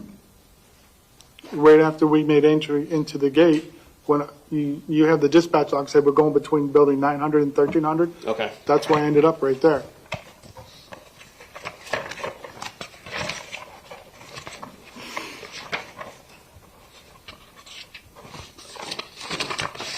So 2:27:50, does that sound about right?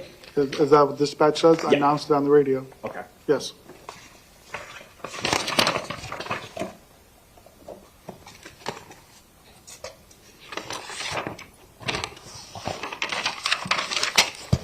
Now you said on direct, based upon your training, if your shot's fired, that you're supposed to go hunting for the shooter. Do you recall saying that? I don't know if I used the word hunting. I don't recall. You don't So- recall hunting? No, I mean, Okay. you want to go find the shooter. I don't know if I don't think I've used the word hunting. Okay. But training says you go after that shooter. You go try to locate that shooter, absolutely.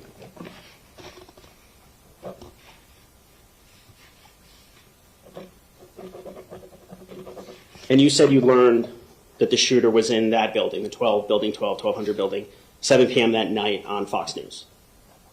That there were victims and the shooter was in at one time in that building, yes, sir. What time did you stay till the campus till? I wasn't on campus at that point. I was at the corner of Holmberg and Pine Island, assisting with crowd control because they were trying to get buses to that location to move parents and students away. And what time were you there until? I don't Approximately. I don't remember.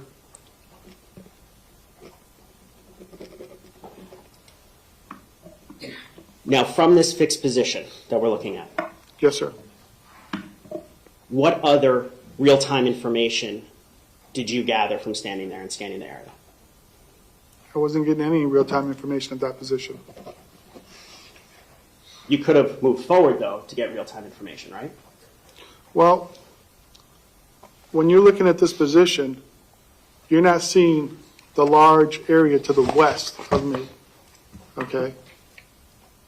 So I could have moved forward, but if I go to the west, no one's checked that area. You could have checked the area to try to gather intelligence. I could, but I didn't have a radio to advise anybody where I'm going. What about when Jan Jordan's standing right next to you? When she's standing, her radio doesn't work either. Yeah, but you could have told her I'm going over there, right? Well, she's my supervisor. She just told me to stay right there. She's the incident commander at that point. Okay. She didn't tell me to go check that area. But your training says that you go towards whatever sounds, and you thought that could have been in that huge area that you circled on the map, right? Yes, sir. And you didn't do that Because I heard no sounds at that point to send me in that direction. because you have to seek out intelligence, right? And I also have to listen to my superior and that crime scene. Okay, so you didn't move because the superior told you not to. No, I didn't say that. But she never told me. You asked me why I didn't go there. I was never directed to go there. My task of that area was provide overwatch cover, because if I left that area, that gate's wide open. Anybody can come in and out of that gate. So you had a specific task. You were in Overwatch. I assigned that task to myself. No one gave me that task. That's okay. That's what I felt what my task was. But you took a proactive step to do something, to do Overwatch at the gate, to make sure parents don't come in at this juncture, the shooting's over, no more shots. That's the reason why I didn't move. That's what I felt my best position was at that area. Understood. But that was something proactive that you were doing. Well, everyone should be doing a task on a scene. Everyone should be doing a task on the scene. That's in training, right? Yes, sir.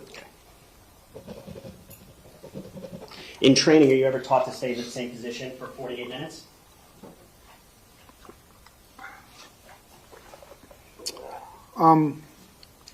I don't think I've ever had a training scenario that lasted over 5 minutes, so the answer would be no. Okay.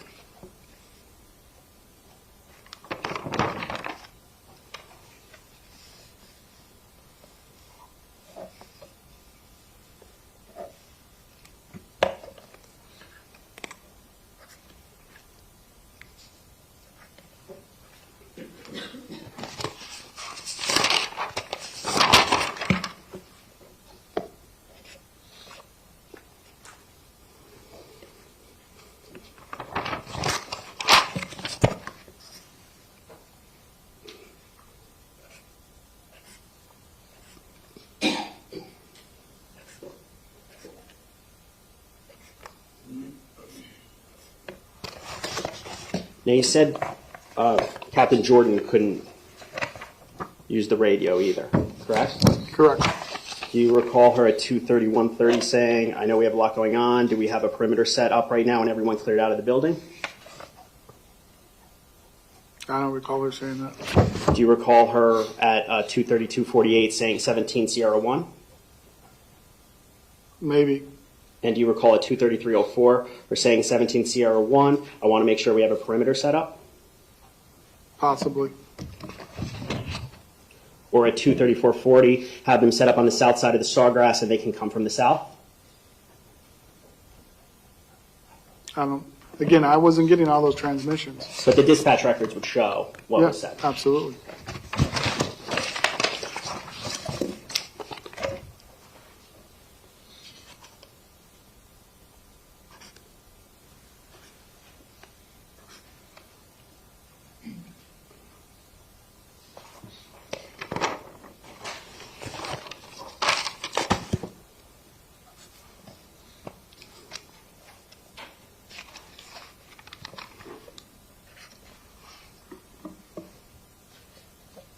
Now, you took part in, well, let me ask you this, at Park Trails, do you have Code Red training for the teachers? Yes, sir. And do you partake or teach that Code Red training? No, I don't teach that. Or do you sit in on it? I monitor it, yes. Monitor means you're there in the room. It's not a room, it's a school. It's done with the Broward County School Board, school police conduct it, and I assist with shutting the roadways off so the kids can cross the roadways safely.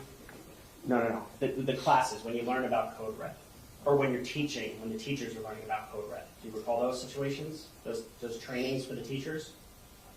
No, we don't, as a sheriff's office, we don't teach the teachers how to do a code red. That's something done through the school board. When the school board comes to teach those classes, are you in the room when they're teaching the classes? No.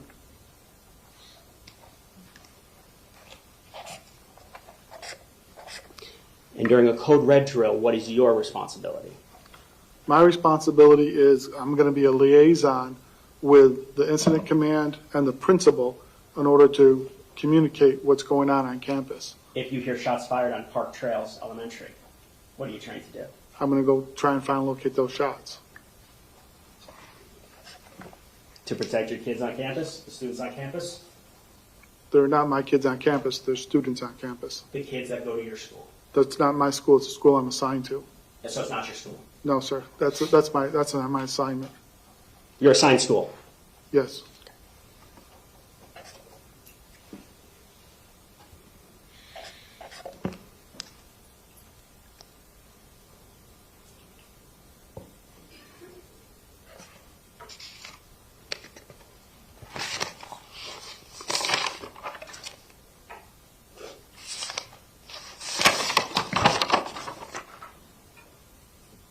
Just one moment, Your Honor.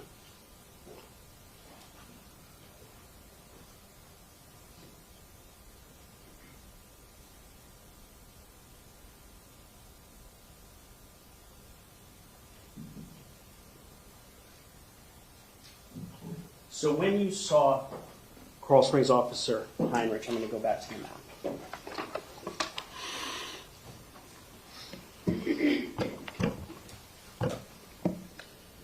I'm going to zoom in as close as I can to the area that we were talking about. So once you enter the gate here, you speak. Up here, I'm sorry. You do it for me. You do it. Sorry. the gate's up there. And where approximately, what row of cars were you in when you saw Jeff Heinrich and the kid? I was outside the gate, I wasn't, Goolsby was trying to unlock the gate when he popped up and identified himself. And approximately where were you? I was, I'm sorry. I apologize. Where approximately was Officer Heinrich? Sorry. again, this is an estimated guess because I'm looking at an aerial view and looking straight is a whole different view, but I'm going to guess he was in an area over here. Okay. Not in an area over here. No, sir. And that is while you were still outside the gate before you actually made entry onto the campus. Yes, sir. Well, as we were making entrance, yes, sir. And how long would you estimate the interaction with Officer Heinrich was? Very brief, 5 seconds? 10, 15 seconds. 10, 15 seconds? Okay. Your Honor, I have nothing further for this witness. Okay, any redirect? Yes, Your Honor. Go ahead.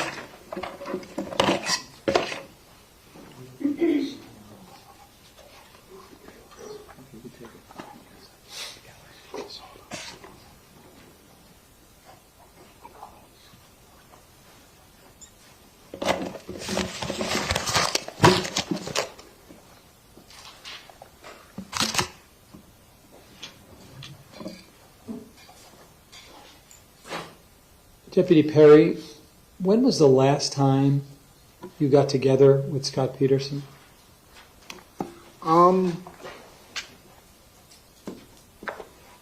Whenever he moved out of state, How many years was that?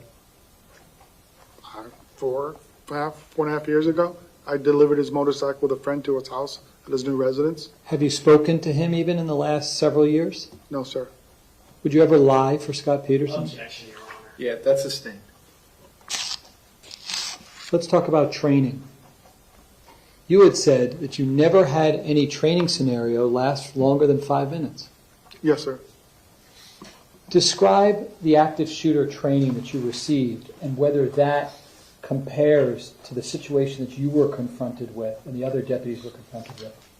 When we do active training, it's always done in a confined building.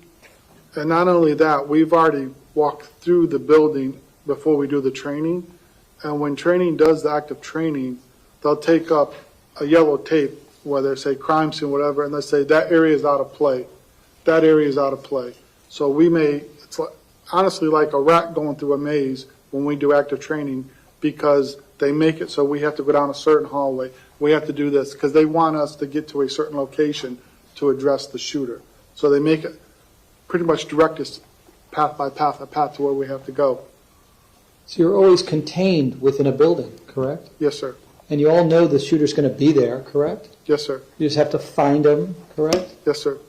Have you ever had a scenario that dealt with acres of area to cover? Objection asked and answered, Your Honor. Yeah, that's sustained. Have you ever had a scenario where you're trained without having the use of your radios? No, sir. Objection asked and answered, Your Honor. Yeah, sustained. Now, when you lock down a crime scene, is that consistent with your training at times when you do that? Yes, sir. Tell the jurors under what circumstances you're trained to lock down a scene. Well, any crime scene we have, we're taught we want to make that crime scene as big as possible, because if you make it small, you can't make it bigger.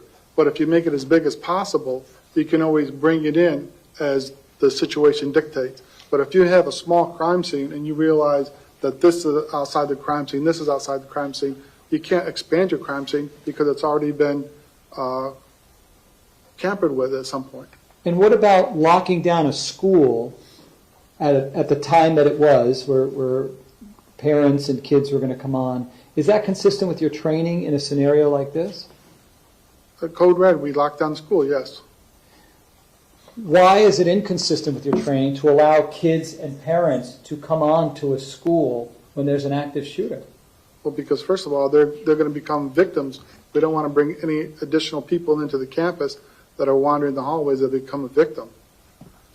Is it consistent with your training if there's potential surveillance footage available to be viewed that might show where the shooter's at, to send someone to the surveillance room to look at that surveillance footage? Absolutely. I work at the airport now, and that whole airport is under surveillance 24/7, 7 days a week. There isn't a place you can't step in that airport without a camera finding you. And that's what we do when we have crimes at the airport. We just look at the cameras and we can see everything that goes on. Now, do you remember when the prosecutor put a photo up and he asked you to circle where it was that potentially the shots could be fired? Yes, sir. Do you remember not even circling as a possibility the 1200 building? Yes, sir. And how come you didn't circle the 1200 building? Because, like I said, I saw fights outside the building, and when I looked up, I saw rounds in the window. So I was thinking that they were shooting west, shooting east. The prosecutor also showed you this photograph.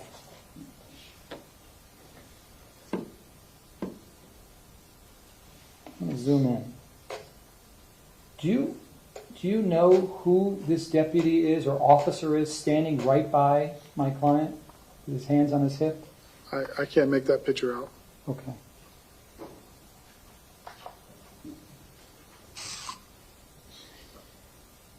When you were asked by me how long you were in a position of cover in the parking lot with Captain Jordan, we were talking about this photograph.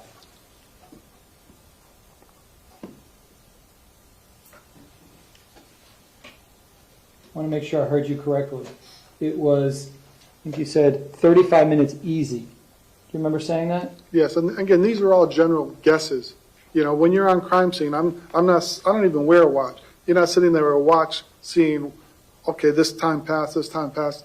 The last thing on your mind as you go into that thing is trying to process time. So these are just general educated guesses. So do you believe that you could have been in that position of cover even longer than 35 minutes? Absolutely.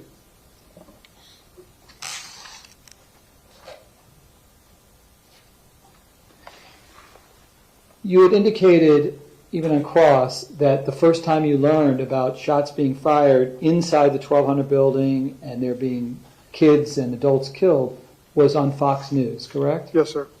Where physically were you when you were watching Fox News and saw that information for the first time? I was at the corner of Holmberg and Pine Island doing crowd control with the parents and the students. And you do recall my client asking you at 2:29 Perry, does he know where the shooter is? Correct? Yes, because I responded to it. Okay, so first, what were the circumstances? What was said before that that would cause my client to ask that question? I don't understand your question. Speculation. No, it's overall, it's a speculation, but I think the witness said he didn't understand your question, sir. Ask another question. Do you know what my client meant when he's asking you, Perry, does he know where the shooter is? He. Who is he referring to as he? Do you, if you know? Yeah, that's sustained. You can't ask him what someone else thought. Go ahead, sir. Ask another question. What was happening right before my client asked, Perry, does he know where the shooter is at 229? Do you recall? We're trying to enter the campus. Okay. And when you hear my client saying, Perry, does he know where the shooter is? What in real time did you understand that to mean? I think he's asking me a question, asking me if I know where the shooter is. Okay. And what did that mean to you? That means that I'm trying to relay real-time information, but unfortunately, I didn't know where the shooter was. Okay. One final question. Even though you saw bullet holes and Feist down and Coral Springs running in and students running out and all the real-time intelligence that you had, do you still feel like you did everything you could at the level of your awareness as best as you could? Yeah, that's sustained. Even with all that intelligence, you still didn't go into the 1200 building, correct? No, sir.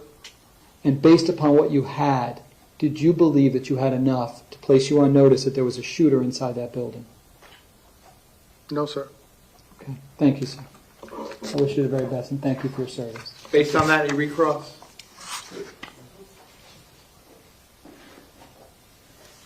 Deputy, the crime scene is always secondary to finding the shooter, right? Yes, sir. Okay. And on, I guess, redirect, Mr. Agalash asked about the circle, the green circle of the campus, of where the Yes, sir. shooting can be. Yes, sir. You came in here today and you literally circled the campus except for the 1200 building.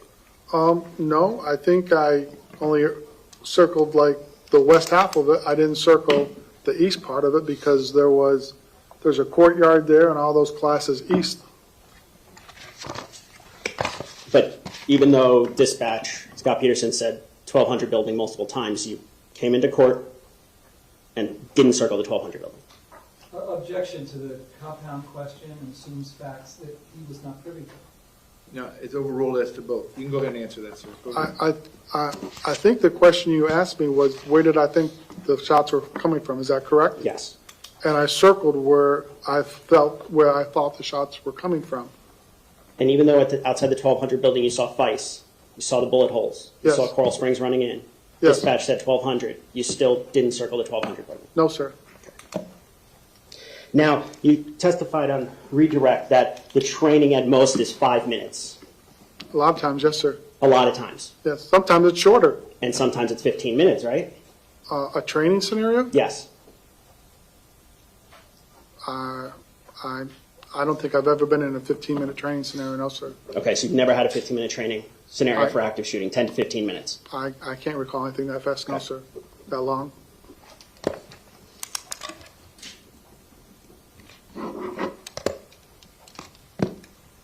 When you're speaking about you're making the crime scene bigger, that's in regards to collecting evidence, correct?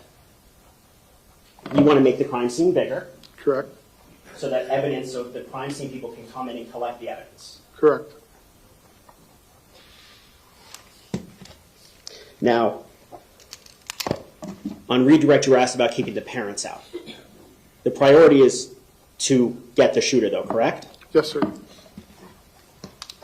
Every trigger pull you're trained could be another dead person, correct? Yes, sir. And you're trained that you need to stop bleeding immediately, correct, to save people's lives? We need to stop the shooting immediately. Then you also need to stop the bleeding. Yes, sir.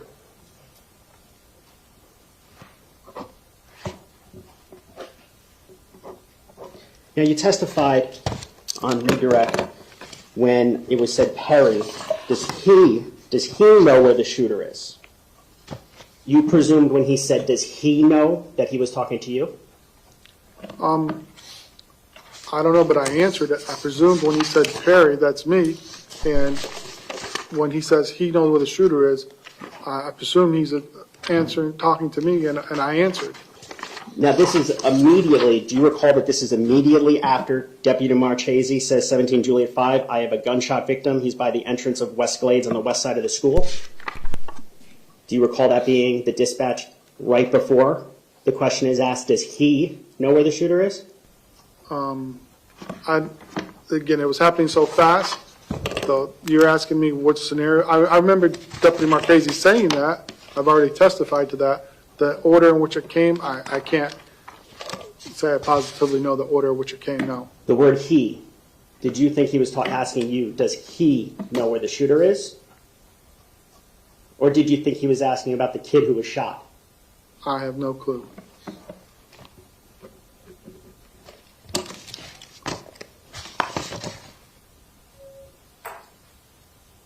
I have nothing further, Your Honor.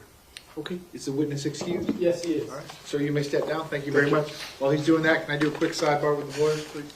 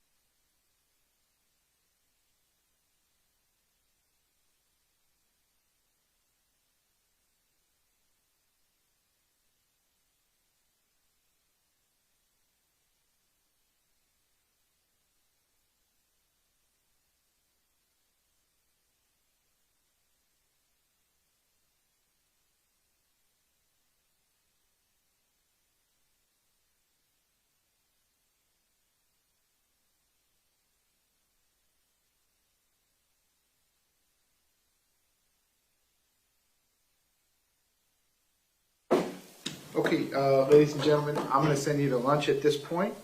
I hope the same admonition as always. Please don't discuss the facts of the case, the evidence, the witnesses, or the testimony amongst yourselves or anyone else till we reach the end of the trial. If you leave the notepads in the chairs, they'll be waiting for you when you come back. I hope you have a nice lunch. I'll see you all at 1:40 p.m. in the jury room. 1:40.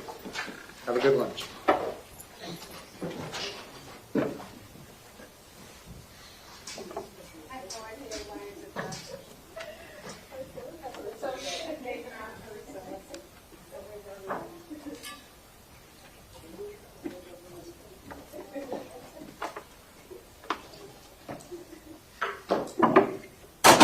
Okay, we're outside the presence of the jury. State, anything you need me to address before we recess for the lunch break?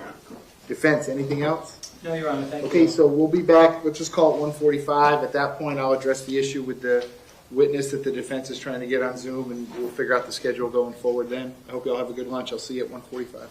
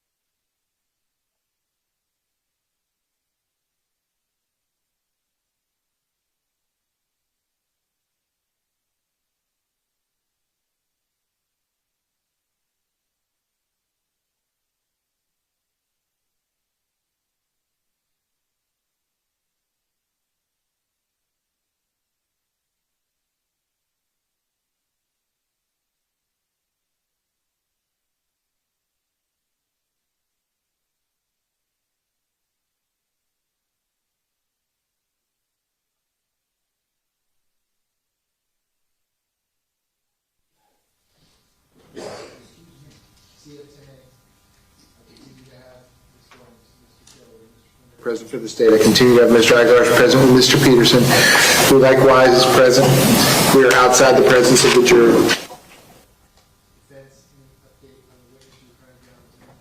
Yes, Your Honor. As of this moment, unfortunately, we have not been able to reach him. That said, though, we did have some discussion over lunchtime, and the truth is, I'm being candid with the court, at this point, regardless of even if he called in right now, we don't feel comfortable calling him, nor do we believe he's necessary, so we will be withdrawing our request Okay. for additional time, and so that issue's been resolved. We have, we will not be calling him. Okay, so do you have any additional witnesses that you want to put up? No, I have spoke with my client at length. He has a strong desire to speak with the jurors, but will be taking my advice and not testifying, believing as I do that the state has failed to meet their burden. And so you have no other witnesses in addition to your client not testifying, you have no other witnesses? That's correct. We are ready to rest in front of the jury. Okay, so I guess let me finish my conversation with Mr. Peterson. And then, in fact, if you're going to rest, I'll bring the jurors in. I'll let you do that in front of them. I'll send them out of here. Again, I have their phone numbers. If I had to call them off for Monday, I can do so. I'm not prejudging anything. I can hear any renewed motions. And if the case goes forward after that, we can have a charge conference this afternoon. And I would be asking the jurors to be back, say, State, would you have any problem being back here Monday at 9:15? Defense 9:15? That's fine. I'll talk to you, again, if we get to that point, I'll talk to you all about how much time you might be asking for closing arguments, but we can do all that on Monday. So, Mr. Peterson, let me put you under oath. You swear to tell the truth, whole truth, nothing but the truth? I do, Your Honor. Okay, you can put your hand down. Please state your full name. Scott Ralph Peterson, Peterson. All right, and Mr. Peterson, everything remains the same regarding prescription drugs, any mental health, alcohol, any of those issues since my last discussion with you, which I think was yesterday. All the answers are still the same? Yes, Your Honor. Okay. So your lawyer is telling me that based on the what's been presented so far in the defense presentation, that I'm going to have the jury come back in and you're going to rest in front of the jury. So let me finish the conversation I started with you yesterday about your right to testify. You've had enough time to think about it, to talk to your lawyer about it. He's answered all your questions. Talk to your family about it regarding your decision about whether you want to become a witness or not. I have, Your Honor. Okay. And again, I'll repeat, you understand, even if it's your lawyer's advice to you not to testify, if you wanted to testify and be a witness, you get to testify. It's one of the fundamental decisions that you get to make. Do you understand that? I do, Your Honor. Okay. So understanding all of that and also what we discussed yesterday, have you come to a decision about whether or not you want to become a witness in the case? I have. And what is that decision? I will not testify. Okay. So I'm going to read the standard jury instruction to them then, if we get to that point. Both paragraphs regarding the fact that they're not to put any weight in that decision whatsoever, that they will decide whether the state has met its burden of proof based only on the evidence, witnesses, and testimony that they have heard. So my intention would be to bring the jury back in. I'll ask the defense to call their next witness. The defense can rest in front of the jury. I'll then send the jurors home, asking them to be back here on Monday, June 26th. I'm going to ask them to be back at 9 o'clock, and hopefully we can get going right at 9:15. State anything else I need to address before we send the jurors home for the day, and we'll keep working, but they won't be here, or any objection to proceeding in that manner. Just 1 minute.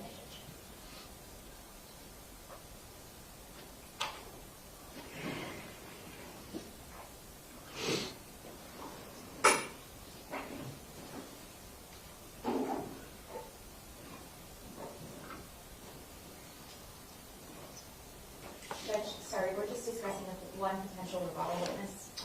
We just have 1 minute, Sure. 2 minutes. Sure.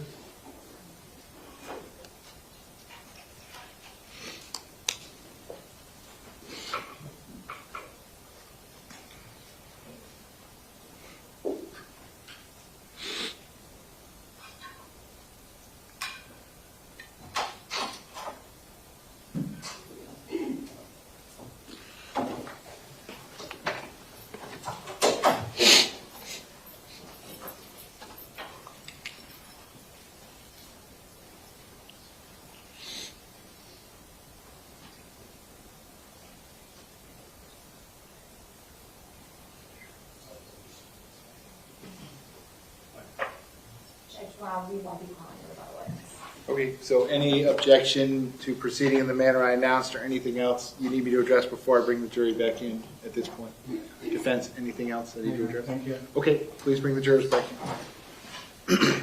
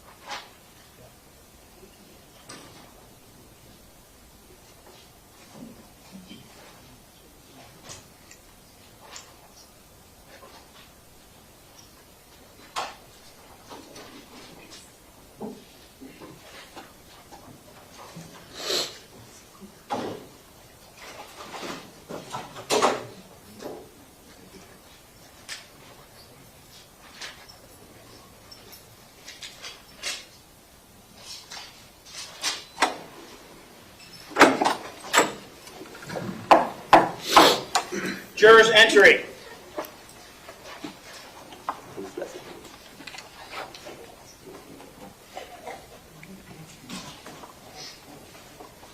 Ladies and gentlemen, welcome back. Come on in.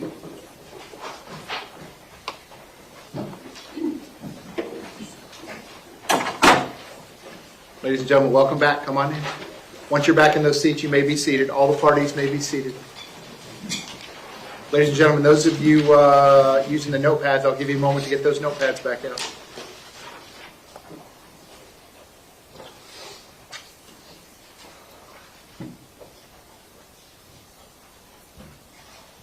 Okay, ladies and gentlemen, when we took our lunch break, we were in the middle of the defense presentation. We're going to resume at that point. Defense, when you are ready, you may call your next witness. Thank you, Your Honor. At this time, we rest our case.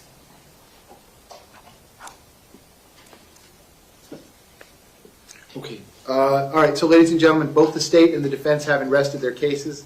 The only thing that remains in the trial is the closing arguments from the lawyers. Then I would be instructing you on the law, and then you would be deliberating your verdicts, and we're going to do all that on Monday. Okay? So the schedule going forward is I'm going to have you out of here momentarily.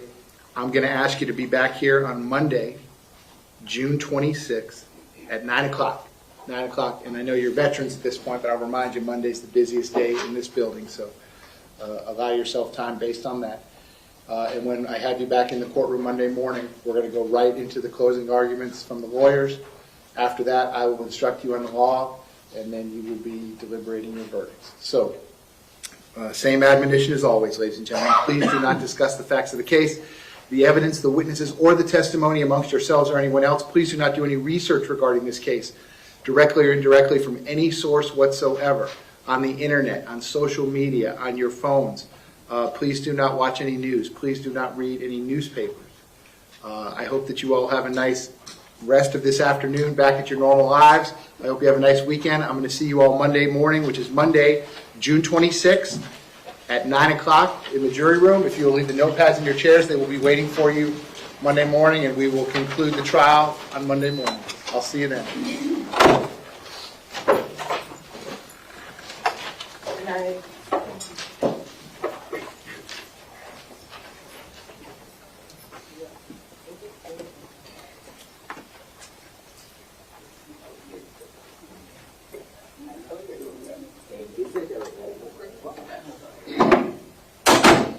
Okay, we're outside the presence of the jury. Everyone can be seated.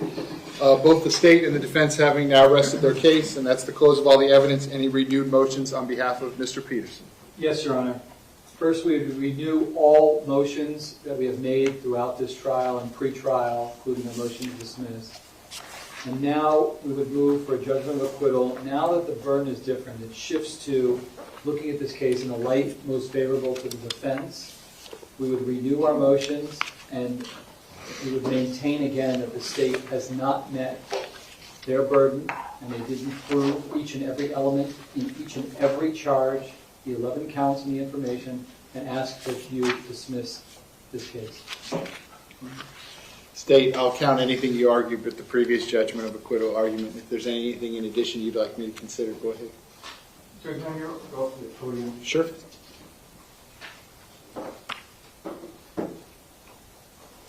Well, Your Honor, to begin with, I disagree with defense counsel's statement of the law regarding a second judgment of acquittal. Basically, a second judgment of acquittal, the law is just standard, is just about the same as the first judgment of acquittal, and that is, once again, looking at the evidence in the light most favorable to the state, that reasonable men would differ. They don't really change between the two. The law standard does not change between the two JOAs. So I would ask the court to once again look at the standard today through the same prisms the court looked at the last time. In addition to the argument that I made the other day, Your Honor, I want to go back to a case that this court cited in its order on the motion, on defense motion to dismiss, and that was State versus Christie, CHRISTIE, 939 7th 2nd 1078.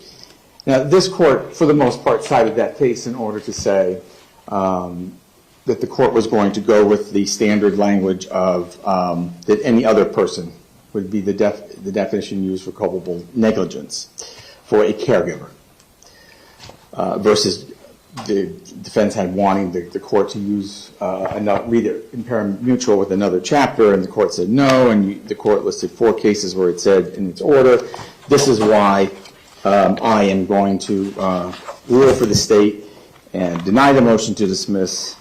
And if you just give me a second, I'll get to your order. And this, this court finds it is not required to determine the disputed or undisputed facts of this case. The determination will be made by the jury based on the evidence presented at trial. In support of this conclusion, this court notes standard jury criminal instruction 16.5 and 16.6 as published by the Florida Supreme Court. Each require as an element of each crime a determination by the jury as to if the defendant was, quote, a caregiver for the victim. In further support of the conclusion, this court notes both jury instructions also include the verbatim definition of caregiver as defined in 82701, and a copy of which the court attached both the instructions to its order. And at the top of the third page of Your Honor's order, which was filed with the clerk on 8/19/2021, entitled Order Denying Defendant's Motion to Dismiss, the court cites to Christie.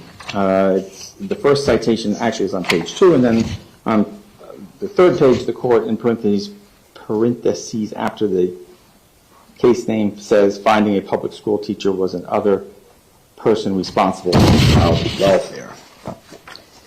So, Judge, if we go into Christie, there's an interesting paragraph to be found inside that case, which reads as follows.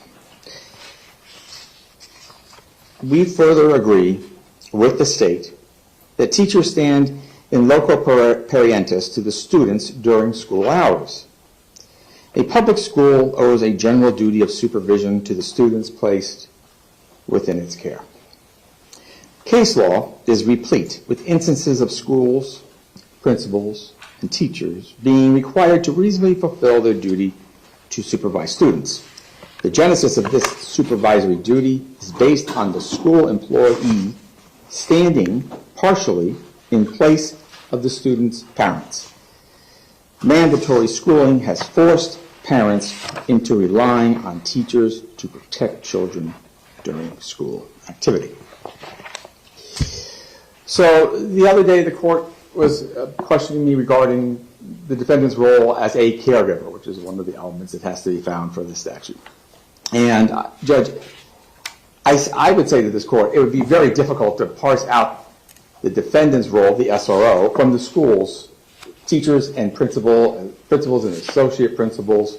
They all are there. A lot of times, kids, you go to drop the kids off in the morning at school, and they're all standing out there as you drop the kids off, including the SRO. And I think it would be insane to say that every parent doesn't think in their head, well, I hope they're all going to do their duty today in protecting my child or my children. And the SRO is at the school in a position where he deals with the children. Now, you had asked me the other day about, does he have a duty to all of the children? And I still maintain yes. But on this particular day, I believe he had a more specific duty, and that was to the kids in the 1200 building from 2:15 or so on that afternoon. That was his focus. That's where he went. And it was on that day that he truly owed those kids his role as caregiver. But you can also see from the videos and everything else, he calls the code red. As a matter of fact, in his own statement to Detective Curcio, he says to the detective, it's on page 10 of 36, which the statement is in evidence. At the same time, I'm telling Mr. Greenleaf, get out, get away. He's not armed. He's an unarmed person, so I wanted him away from there. So I started to tell him, get out at the same time. I then hit, I'm on school radio screaming, school radio scream, yelling, lockdown, lockdown, code red 2, so you know, so the school was aware to put the school on lockdown, that we possibly have an active shooter. And if the court will remember, in one of the dispatches, we hear the defendant say, gentlemen, lock it down, or lock the school down. And there alone, you can see the caregiver relationship itself. Now, I'm going to make a distinction in causation and caregiver. All right, even though I'm saying he's showing that he's a caregiver, that doesn't mean I'm not agreeing that that he doesn't have cause. He did cause, or wasn't culpably negligent. But for the purpose of just caregiver, he's fulfilling his role. Now, earlier. And also in the defendant's statement, we find that Detective Curcio asked the defendant, what were you doing in that time period just before you got the first notice that something was wrong at MSD? And what he was doing was actually waiting for the father of a student to arrive at the school. During the lunch break that day, there were some girls in the parking lot. They were in an area they weren't supposed to be in. The defendant wasn't there, but some of the other monitors were. They went over, they looked into the situation, and inside one of the girls' cars, they found a fraudulent ID. And so that was then given to the defendant, and for him to deal with when he had time to deal with it. So he had already called the girl's father and had set up a meeting at the end of the school day with the father and with the girl, because that's one of the things he does. He handles when things go wrong on the campus criminally or crime-wise. That's his duty to investigate and find out what's going on, but he also works along with the students. And that takes us back to that contract that I believe it was Lieutenant Colonel Samaru, who went over the contract between Parkland and the Broward Sheriff's Office concerning SROs. And that, of course, is also in evidence. And what I was just speaking about is in the contract. And I want to go through it in order, so I don't want to jump around, but In the contract under Article 2, Section 2.05, Duties of SRO, an SRO shall not function as a school disciplinarian or a security officer and shall not intervene in the normal disciplinary actions of the participating schools. Each assigned SRO shall act at all times within the scope of authority granted to the SRO by applicable law. Each SRO shall perform duties including with A,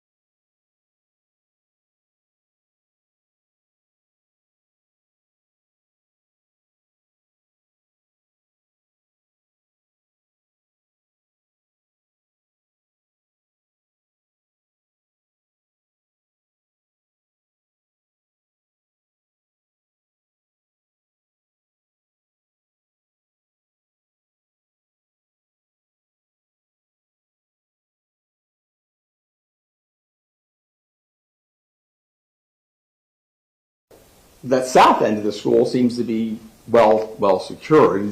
No one seems to be indicating that there's anything wrong south of his position. It's all the problems north of it. So, since the court has already ruled that the caregiver needs to be found by the jury, and the state has put out evidence that shows that he is a caregiver, we would ask that the court then go ahead and deny the motion for judgment of acquittal in regard to that area and allow the jury to make that determination. They've got the facts in front of them. They're the ones who will make that determination, and that's how, if you read your own order, that's how the court, it sounds how the court wants it to be. You know, I know the other day the court also had asked questions about cause. So, again, if you look at Christie, and almost a lot of the cases that have to do with child neglect, what happened in Christie? What were the facts in Christie? Well, it was that a teacher was charged with child neglect, and the teacher had a teacher's aide. And the teacher's aide was bounding or tying up the kids and, I don't know, doing stuff to the kids. And the teacher didn't do anything. Just sat there and let the teacher's aide have a field day. Go ahead. Do what you're going to do.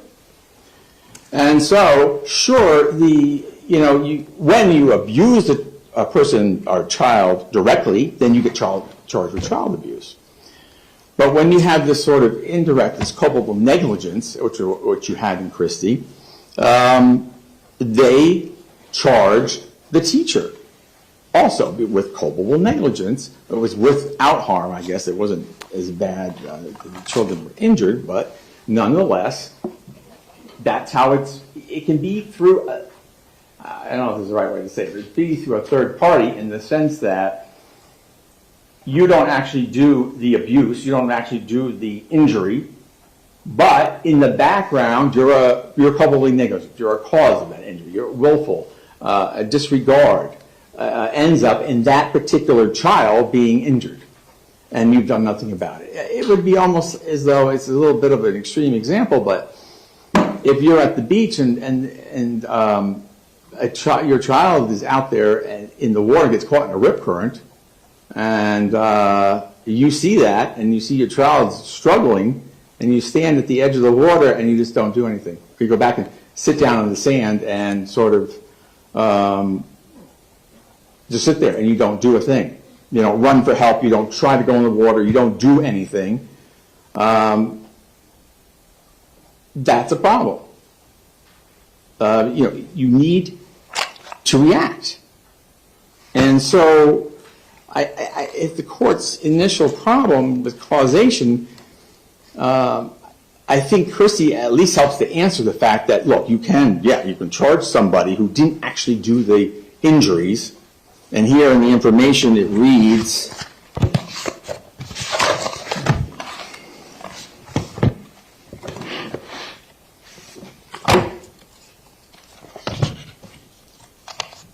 I'll use count 3 as an example. Thereby allowing Joaquin Oliver to be shot and killed with a firearm by another person, and in doing so cause great bodily harm, permanent disability, or permanent disfigurement to said child. And that's, again, through omission, but it also can be through acts. It doesn't have to be just omission. It can be doing things that cause the child to be injured. For example, in this case, when the defendant sets out that perimeter, don't come within so many feet of the 1200 and the 1300 building, he is causing a delay in law enforcement response. Meanwhile, we have up on the 3rd floor Anthony Borges, who's in horrible pain, blood everywhere. You have Stacy Lapel, who's been hit by gunfire. You also have Marian Kampachenko. There are people in that building that are alive and need help, and yet the defendant has called out onto BSO radio something that will slow people down and keep them away, and there's no policy behind that. So it doesn't just have to be omission. It doesn't just have to be, oh, you didn't go in and get the killer. There's more to it than that. And I think the court can see from the information, when we list failing and refusing to attempt to investigate the source of the gunshots, fleeing approximately 75 feet away and then staying there for the remainder of the time, refusing to speak with those 5 students who come out of that building. Now, that brings us to that issue of tunnel vision. If you're looking at causation, you're looking at culpable negligence. I don't think the court wants to be making a decision as to whether or not the defendant had tunnel vision or not, that he couldn't see those huddled kids in the parking lot that Sobley saw, who was walking toward them. It's a decision for the jury. So I think the law is there. The law says, right, culpable negligence, so it could be sort of a person who doesn't do the injury to the children can still be held responsible. All right, and then you move forward. Well, the state has given, tons of facts that indicate that the defendant did not do what we felt he should have done. His training told him to do that day. He doesn't go to those kids in the parking lot. But those are questions for the jurors to decide. And that's why I think that I wanted to make sure today. I know it's a little bit repetitive, but those were the issues that the court was concerned about, and I wanted to make sure they were well covered. And if the court had any further concerns or questions, I'd be more than glad and happy to address them.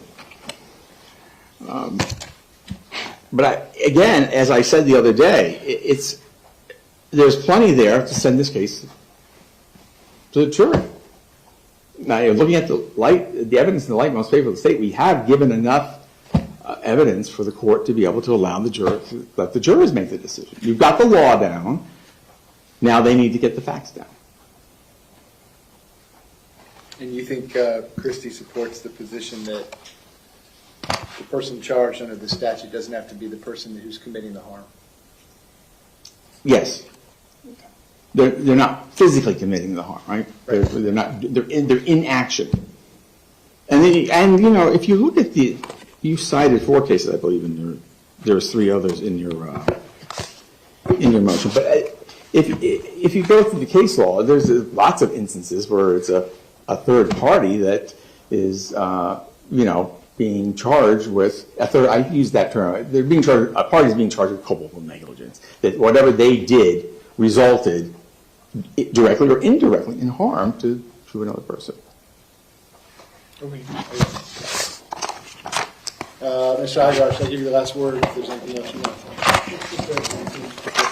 This case can't plausibly be analogized to Christie or even the other ones that Mr. Klinger provided. I may have juvenile clients that I treat as my own children, but they're not my children. They're not legally my children, and I'm not their caregiver. So merely being as wonderful as my client was as a school resource officer and acting as if they were his children doesn't make him his own and doesn't make him a legal caregiver. And secondly, the court heard the facts of this case. It fell way short of the causation that is required to let the jurors hear this case. I'm asking that you grant this motion. Okay, well, understanding at this point the proceedings, all the evidence is closed, I'm well aware that it's a different standard. Again, I don't know what part of the evidence, witnesses, or testimony the jury's going to believe or not believe.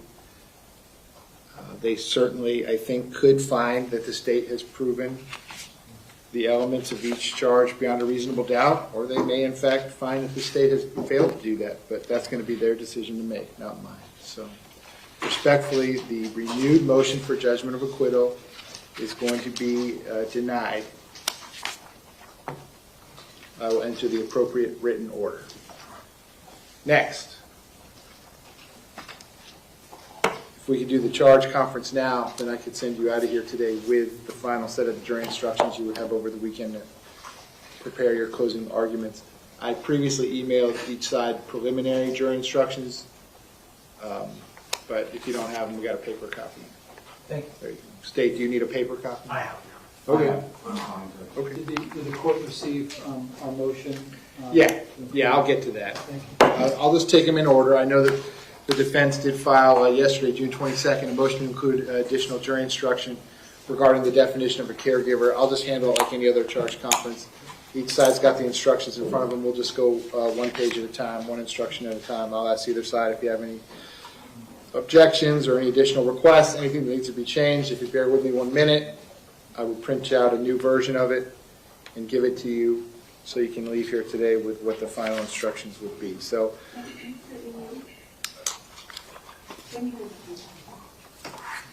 2.7, the introduction and closing arguments. It's not going to be included because I'm going to read that to the jurors before the closing arguments. So the first one after that will be 3.1, introduction to final instructions. I will read the standard instruction in its entirety. State any objection. No, Your Honor. Defense, any objection. No, Your Honor.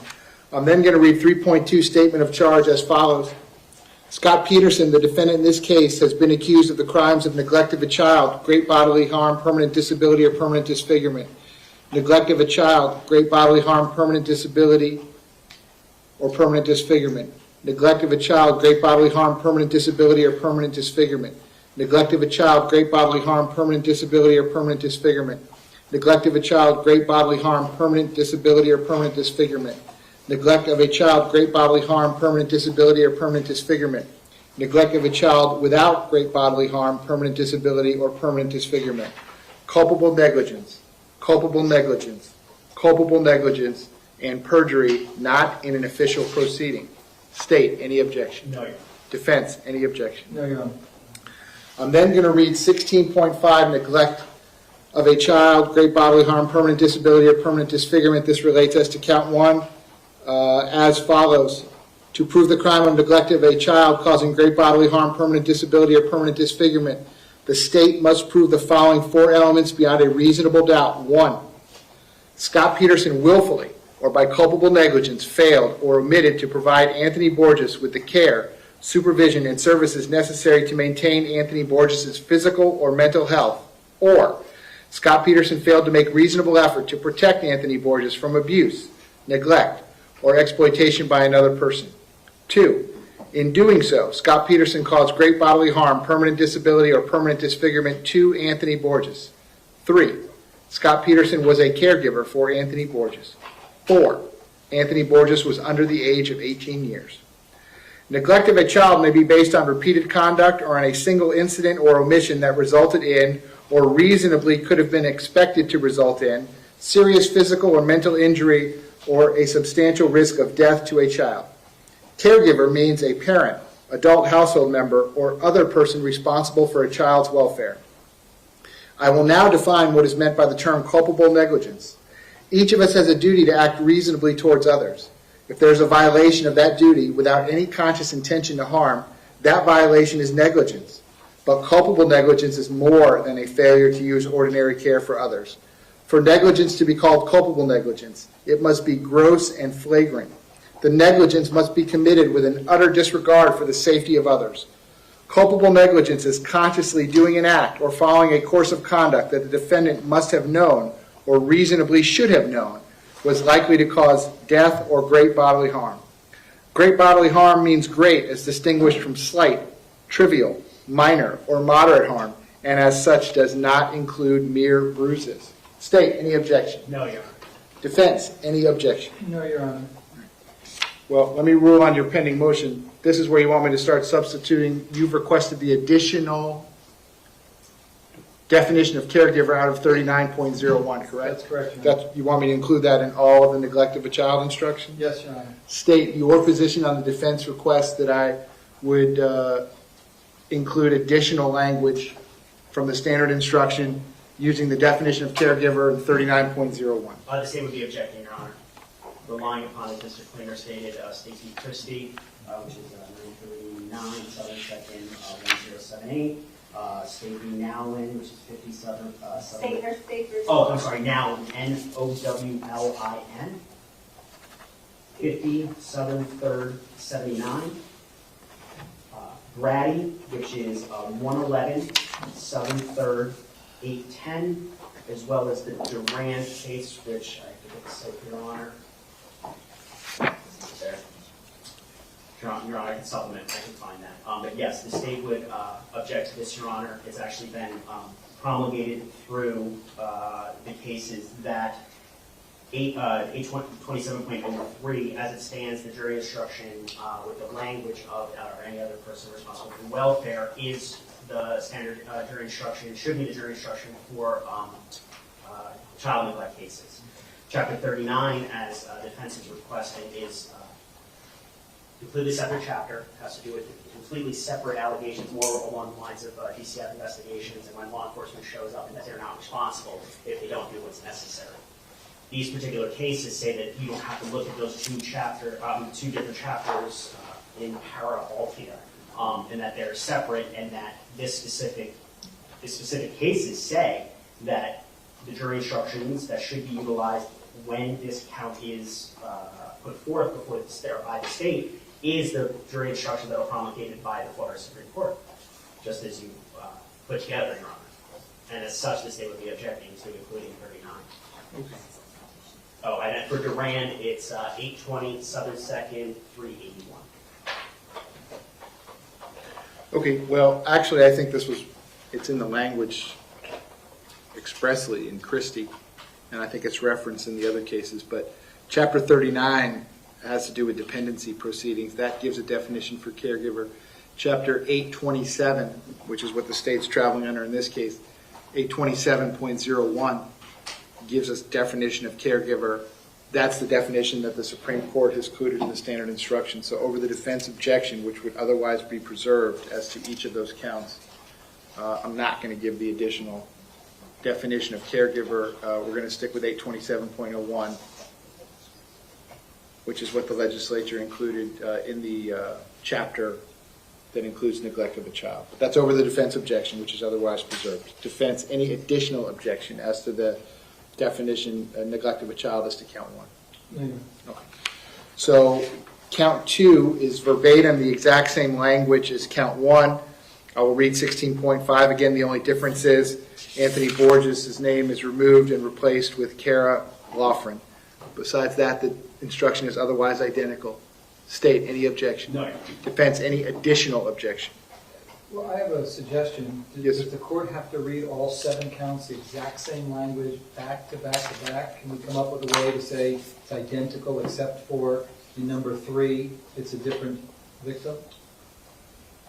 Why read 7 full pages of instructions to the jury, especially when they're going to likely get a copy of it? Well, they are going to get it. Each one of them will have a copy of this. What is your request? What do you want me to do?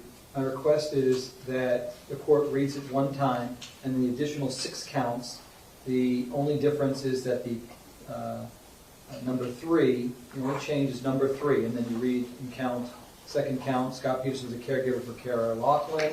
It's alleged that Scot Peterson is a caregiver for Joaquin Oliver, and you just read the only difference. No reason to read 7 full pages of the same exact language.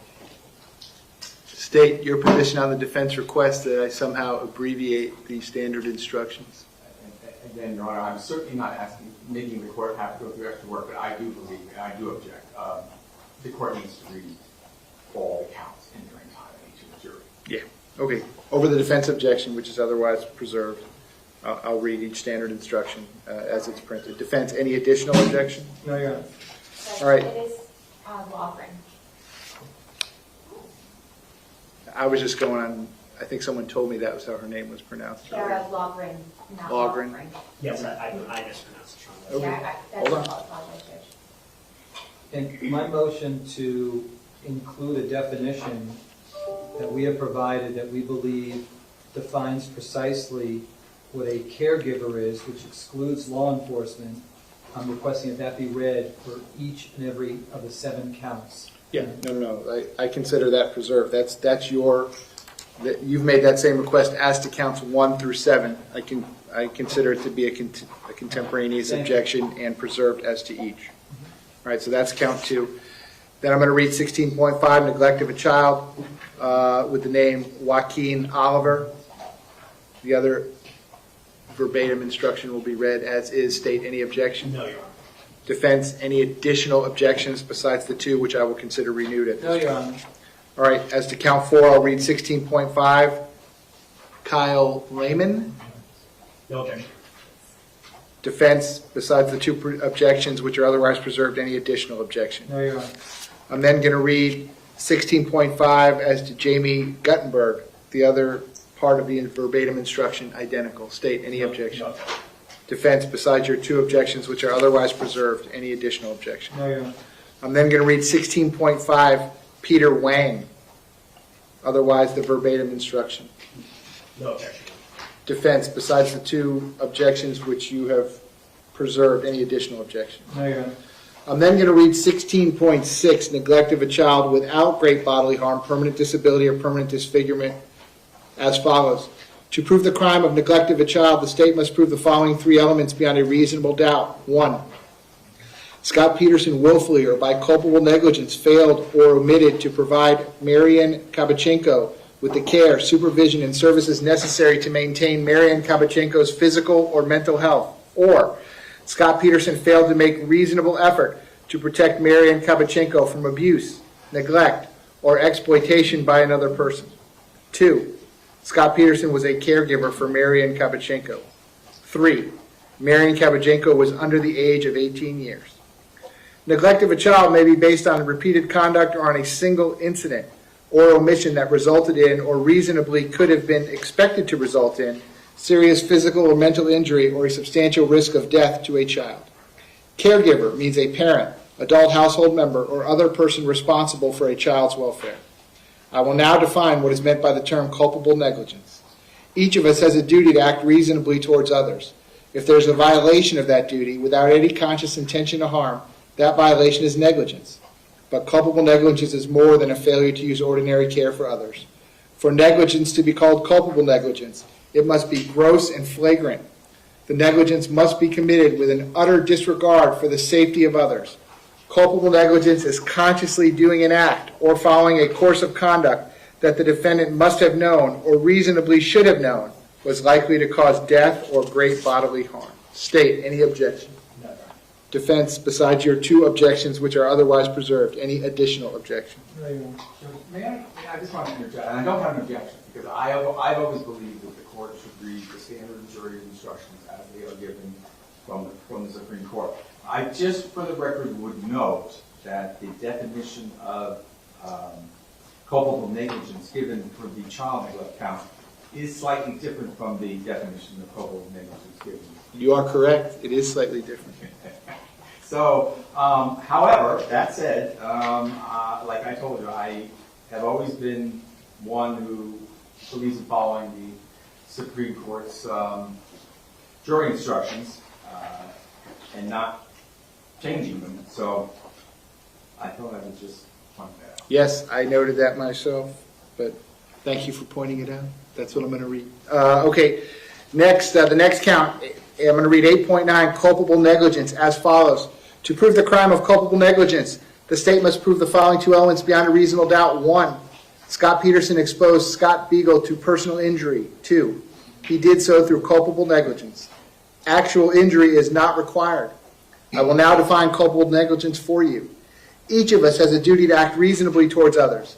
If there is a violation of that duty without any conscious intention to harm, that violation is negligence. But culpable negligence is more than a failure to use ordinary care for others. In order for negligence to be culpable, it must be gross and flagrant.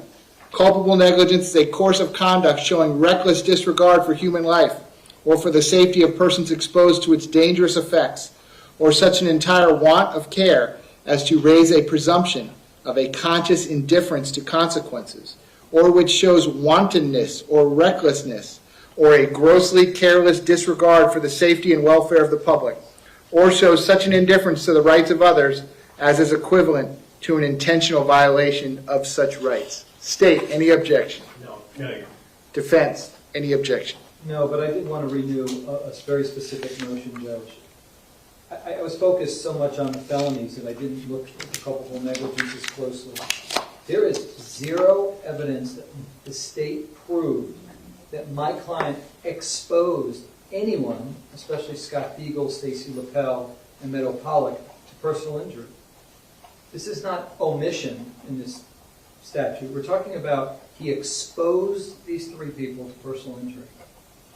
Well, yeah, I mean, you're going to say he didn't, and the state's going to say he did by either what he didn't do or what he did do, but Again, that's a jury determination. Well, in the felony, it talks about omitted, that negligence, like culpable negligence failed or omitted. There's the omission language in there. In this culpable negligence, it says exposed him to personal injury. There's no element that says by omission. So the question is, how did the state prove that my client intentionally exposed anyone to personal injury? Well, it doesn't say intentionally. Okay, he exposed. How do they prove that he exposed? I'm quite sure that they're going to talk about that in their closing argument quite a bit, just like you can talk about it in your closing argument that they didn't. But if you're making that part of a renewed motion for judgment of acquittal, I'll consider that part of your argument. I'll stick with the same ruling. Respectfully, it's denied. There's ample evidence, I guess, that the jury could find that he exposed Scott Beagle to personal injury, or they may find that he didn't do anything to expose him to personal injury. But that's going to be their decision. So over your objection. Okay, the next, I'm going to read 8.9. It's the exact same verbatim instruction, culpable negligence, except with Stacy Lapel. State, any objection? No objection, Your Honor. Defense, any additional objection? No addition. I'm then going to read 8.9, culpable negligence, the exact same verbatim instruction, except with Meadow Pollock. State, any objection? No objection. Defense, any additional objection? No, Your Honor. I'm then going to read 18.1, perjury, not an official proceeding, as follows. To prove the crime of perjury not in an official proceeding, the state must prove the following 5 elements beyond a reasonable doubt. 1. Scot Peterson took an oath or otherwise affirmed that he was obligated by conscience or by law to speak the truth during a sworn statement. 2. The oath or affirmation was made to Broward Sheriff's Detectives John Curcio and Jeffrey Curtis. 3. Scot Peterson, while under oath, made the statement. Question. Okay, all right, once you get closer and you hear those guys, how many rounds do you think you heard? Answer. It wasn't many. 2, 3. Question. Okay. Answer. So I'm right there. I'm on the radio. I can hear the units coming. And the next thing while I'm keeping an eye on the door in the building, I don't, no shots, nothing anymore. It's quiet. Question. All right, what happens from there? Answer. And he, Officer Tim Burton, runs up by the tree, and I'm just telling him, you know what I heard. I heard a couple of shots, haven't heard anything since, and he's just taking cover by, behind the tree. I'm taking cover here, and units are now starting, no more gunshots, and units are starting to come in. Question. Okay, now, did you ever see, while everybody is starting to arrive, did you ever see any of the students leave Building 12 at all? Answer, yes. Question, which were they all the doors, or answer, no. They were evacuating, and they were telling them they were taken out, and the kids were going out toward the parking lot. Question, okay, but that's when officers, answer, when the officers came. Question, inaudible. Answer, but we didn't see any kids. No. When I was on the scene there were no individual kids running out. None. Question, okay, so there was no kids that ran out to say to you guys, hey, there's a guy up there or anything of that? Answer, no. Question, you didn't see any kids until people started being evacuated by the police? Answer, yes. 4, the statement was false. 5, Scot Peterson did not believe the statement was true when he made it. Knowledge of the materiality of the statement is not an element of this crime, and the defendant's mistaken belief that his statement was not material is not a defense to the charge. State, any objection? No, Your Honor. Defense, any objection? No. All right, next I'm going to read 3.4 when there are lesser included crimes or attempts as follows.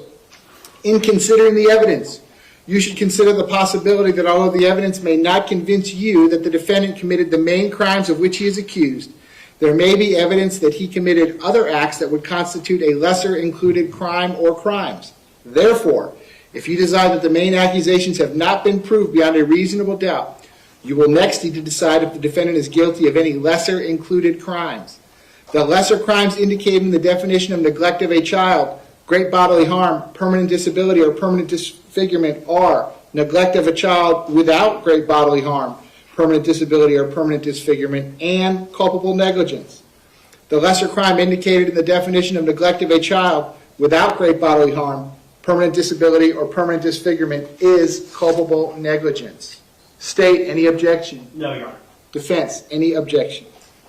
Is the court going to necessarily read lessers regardless of whether we want them or not? Well, I'm asking if you have any objections. That's what I'm asking.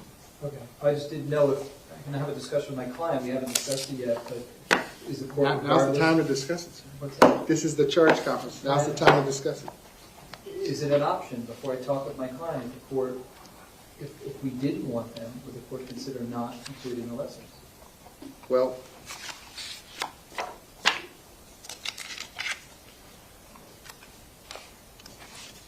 (16.5) neglect of a child, the second-degree felony, has 3 Category 1 mandatory lesser-included offenses, which is 16.6, child neglect without great bodily harm, permanent disability, or permanent disfigurement, culpable negligence, and culpable negligence, which are both 8.9. There are no Category 2 permissive lesser-included offenses. Your request is you don't want any lesser offenses. I'm discussing with my client. I just didn't know if the court was inclined to entertain that motion. So I'm inclined to entertain whatever you would like to tell me.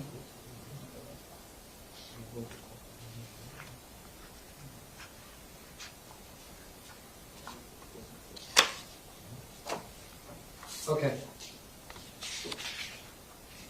We'll request them, I guess. All right. Well, I think the case law says if either side wants them, they're mandatory. I'm supposed to give it, even if both sides said no. If I find that there's evidence of them, I'm still supposed to give it. But you're telling me you want me to give them anyway. So the lesser included for all 6 counts of neglect of a child with great bodily harm, permanent disability, and permanent disfigurement. I'm also going to read 16.6, neglect of a child without great bodily harm, permanent disability, or permanent disfigurement.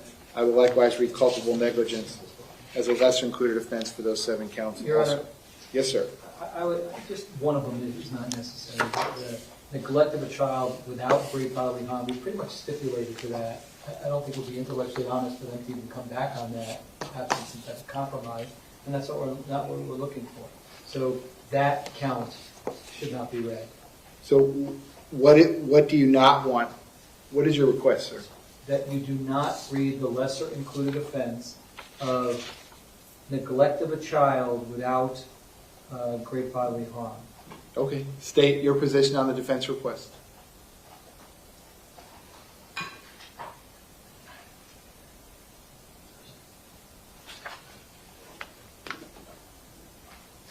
We want them read. Okay. Well, again, understanding the case law tells me if the mandatory Category 1 lesser included offense, if either side requests it, and I think there's evidence to support it, there's certainly evidence to support it. So over the defense objection, I will grant the state's request. Those will be included as mandatory Category 1 lesser included offenses. All right, I'm then going to read 16.6, neglect of a child without great bodily harm, permanent disability, or permanent disfigurement. The exact same 16.6 verbatim instruction I previously read, except now will be with Anthony Borges. State, any objection? No, Your Honor. Defense, besides your 3 objections, which I consider renewed and contemporaneous, any additional objection? No, Your Honor. I'm then going to read 16.6, neglect of a child without great bodily harm, permanent disability, or permanent disfigurement. The verbatim instruction for Kara Logren. State, any objection? No, Your Honor. Defense, any additional objection besides the 3 which are already preserved? No, Your Honor. I'm then going to read 16.6, neglect of a child without great bodily harm, permanent disability, or permanent disfigurement for Joaquin Oliver. State, any objection? No objection. Defense, besides the 3 objections already preserved, any additional objection? No, Your Honor. I'm then going to read 16.6, neglect of a child without great bodily harm, permanent disability, or permanent disfigurement for Kyle Lehman. State, any objection? No objection. Defense, besides the 3 objections that are already preserved, any additional No, objection? Your Honor. I'm then going to read 16.6, neglect of a child without great bodily harm, permanent disability, or permanent disfigurement, Jamie Gutenberg. State, any No objection? Defense, besides the 3 objections already raised and preserved, any additional objection? No, Your Honor. I'm then going to read 16.6, neglect of a child without great bodily harm, permanent disability, or permanent disfigurement, Peter Wang. State, any objection? No objection. Defense, besides the 3 objections already raised and preserved, any additional objection? No, Your Honor. Right. I'm then going to read 8.9, culpable negligence, the same culpable negligence instruction that I previously read, except it will be for Anthony Borges. State any objection. No objection. Defense any additional objection. No, Your Honor. I will then read 8.9, culpable negligence for Kara Logren. State any objection. No objection. Defense any additional objection. No, Your Honor. I will then read 8.9, culpable negligence, Joaquin Oliver. State any objection. No, Your Honor. Defense any additional objection. No, Your Honor. I will then read 8.9, culpable negligence, Kyle Lehman. State any objection. No, Your Honor. Defense any additional objection. No, Your Honor. I will then read culpable negligence, 8.9, Jamie Gutenberg. State any objection. No, Your Honor. Defense any additional objection. No, Your Honor. I will then read culpable negligence, 8.9, Peter Wang. State any objection. No objection. Defense any additional objection. Your Honor. No? No. Okay. I'm then going to read 8.9, culpable negligence, Marian Kabachenko. State any objection. No objection. Defense any additional No, objection. Your Honor. All right, then I'm going to read 3.7, plea of not guilty, reasonable doubt, and burden of proof. I will read the standard instruction in its entirety. State any objection. No objection. Defense any objection. No. I'm then going to read 3.9, weighing the evidence. This one will have to be edited in some form or fashion. I always read paragraphs 1, 2, 3, 4, and 5. State, let me ask you first, are you requesting that I read paragraphs 6, 7, 8, 9, or 10? Not 6, Your Honor. Not 7. I think 8 applies, Your Honor. No to 9 and no to 10. All right, defense, the state's asking me to read paragraphs 1 through 5 as well as number 8. Are you requesting 6, 7, 9, or 10? No. Okay, so I'll take out 6, 7, 9, and 10. They'll be renumbered paragraphs 1 through 6. I will then read the remaining paragraphs on the bottom of that page, including the bottom paragraph, which starts with expert witnesses, or like other witnesses. We did have expert testimony. Going on to the second page, the first full paragraph on the second page talks about accomplice or co-defendant testimony. I don't think we had any of that. State, any objection if I take that out? No, Your Honor. Defense, any objection if I take that out? No, Your Honor. The next paragraph talks about the testimony of a child. I don't think we had any child testimony. State, any objection if I take that out? No, Your Honor. Defense, any objection if I take that out? No, Your Honor. The next paragraph talks about the defendant becoming a witness. The defendant is not going to be a witness in the case. State, any objection if I take that out? No, Your Honor. Defense, any objection? No. And then the last two paragraphs will stay in as part of the standard instruction. If you give me one moment, I will give you a amended version of 3.9.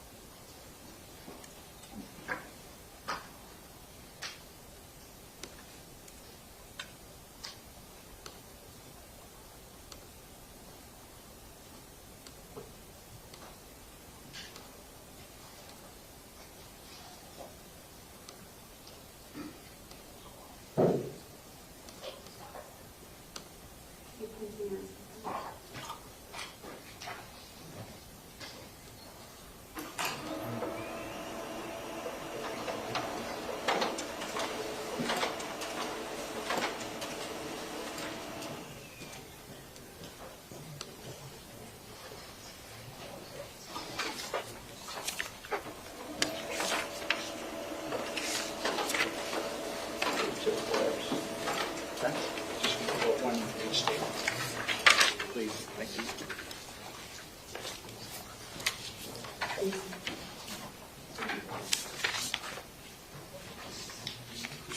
All right, State, any objection to the amended 3.9?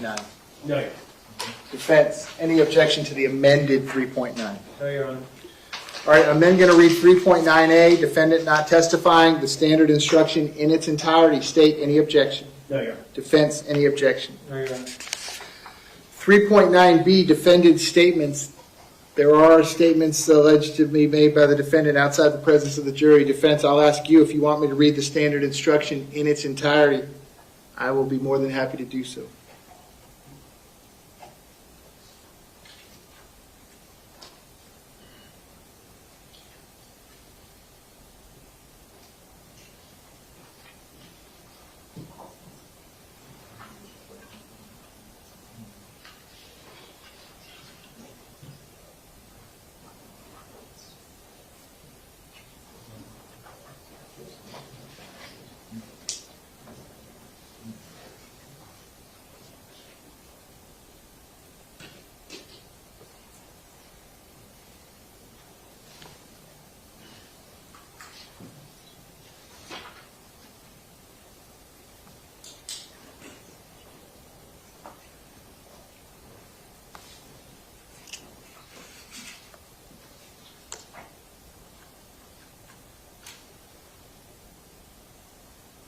We're waiting for the state, right? No, I'm asking you Oh. first. But do you, I'm sorry. if you want me to read it, I'll read it. No, it's completely not relevant. We're not alleging that it doesn't apply, so no. I mean, it's usually for interrogations of suspects, so. Right. State, the defense wants me to take out 3.9B. You have any objection to that request? I do not. Okay, so 3.9B will be out. I'm then going to read 3.10, rules for deliberation, the standard instruction in its entirety. The only change is I removed the paragraph that talks about questions that the jury asked that the witnesses were not allowed to answer because I don't let jurors ask questions. But besides that, it's the standard instruction. State, any objection? No. Defense, any objection? No, Your Honor. I'm then going to read 3.11, the cautionary instruction, the standard instruction in its entirety. State, any objection? No. Defense, any objection? No, Your Honor. I'm then going to read 3.12, verdict as follows. You may find the defendant guilty as charged, or guilty of such lesser included crimes as the evidence may justify, or not guilty. If you return a verdict of guilty, it should be for the highest offense on the verdict form for each count that has been proven beyond a reasonable doubt.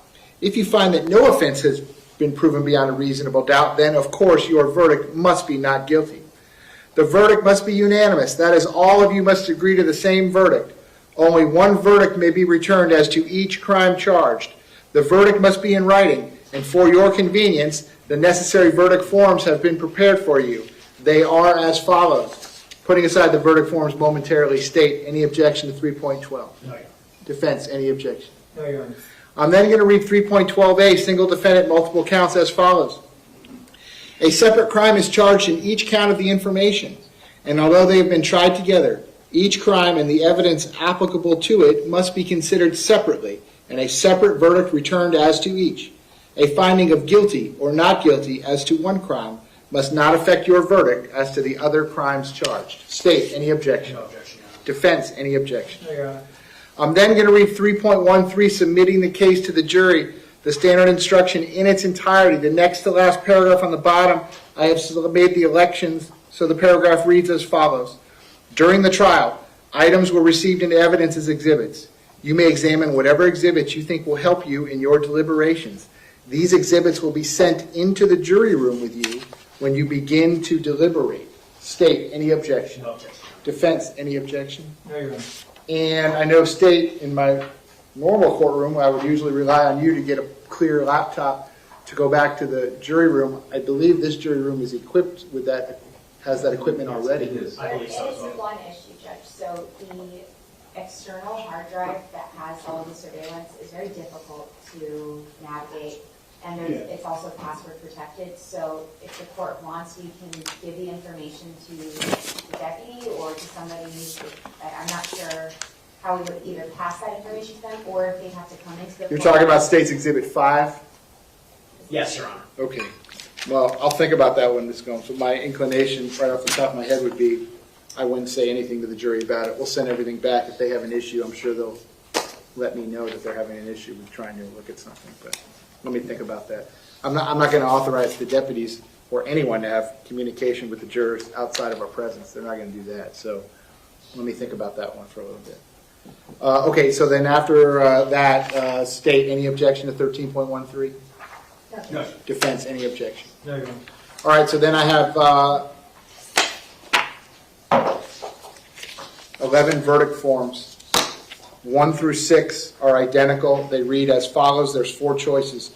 We, the jury, find as follows as the defendant in this case. Check only one. A, the defendant is guilty of neglect of a child, great bodily harm, permanent disability, or permanent disfigurement as charged in the information.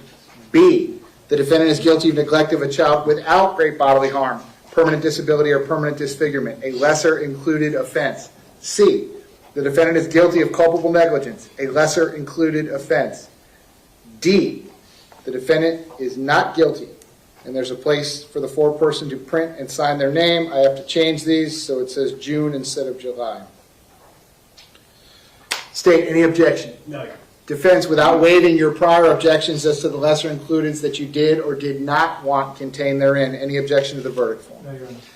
All right, so 1, 2, 3, 4, 5, and 6, those verdict forms are all identical. I will also be sending back with the jury a copy of the information, the charging document, so they can match those up. I'll have to change all these, which I'll do as soon as we're off the record today, so it says June instead of July at the bottom. Count 7. We, the jury, find as follows as the defendant in this case. Check only one. There are 3 choices. The defendant is guilty of neglect of a child without great bodily harm, permanent disability, or permanent disfigurement as charged in the information. B, the defendant is guilty of culpable negligence, a lesser included offense. C, the defendant is not guilty. State, any objection? No objection. Defense, any objection? No additional. And then as to count 8, the verdict form is the same for 8, 9, and 10. They read as follows. We, the jury, find as follows as the defendant in this case. Check only one. A, the defendant is guilty of culpable negligence as charged in the information. B, the defendant is not guilty. And there's, of course, a place to date, print, and sign for the foreperson. State, any objection? No objection. Defense, any additional objection? No, Your Honor. All right, lastly, as to count 11, the verdict form has 2 choices. It reads as follows. We, the jury, find as follows as the defendant in this case. Check only one. A, the defendant is guilty of perjury, not in an official proceeding as charged in the information. B, the defendant is not guilty. And there's a place to date, print, and sign the name of the foreperson. State, any objection? No objection. Defense, any objection? No, Your Honor. Okay, so that's going to be the jury instructions. Again, all the defense objections and or state requests, I'll stick with the same rulings. Those objections are all preserved and contemporaneous. Next, as far as time-wise on Monday, state, I'm thinking about maybe 90 minutes for closing. How's that sound? Split it amongst us, Judge? Yes. No, Your Honor, we're requesting additional time. How much are you guys asking for? We're asking for a total between the 2 of us of 2 hours. 2 hours. Okay, Mr. Aguilar, you think you can do it in 2 hours? I haven't finished writing, so I can't tell you with certainty how long it's going to be, Judge. It won't be more than 3 hours. We just set a 3-hour cap. I don't want to worry about. Your request is 3 hours? It's not. I don't believe that I'm going to speak for that long, Judge, but I definitely don't want to be looking at my watch. Well, let me preface it by saying this, and I can press pause and I can give you a final decision Monday morning if that's what y'all will choose. But in every first-degree murder case that I've ever presided over, including death penalty cases, I have never given more than 2 hours. 2 hours would be the absolute maximum. So the state's asking for 2 hours.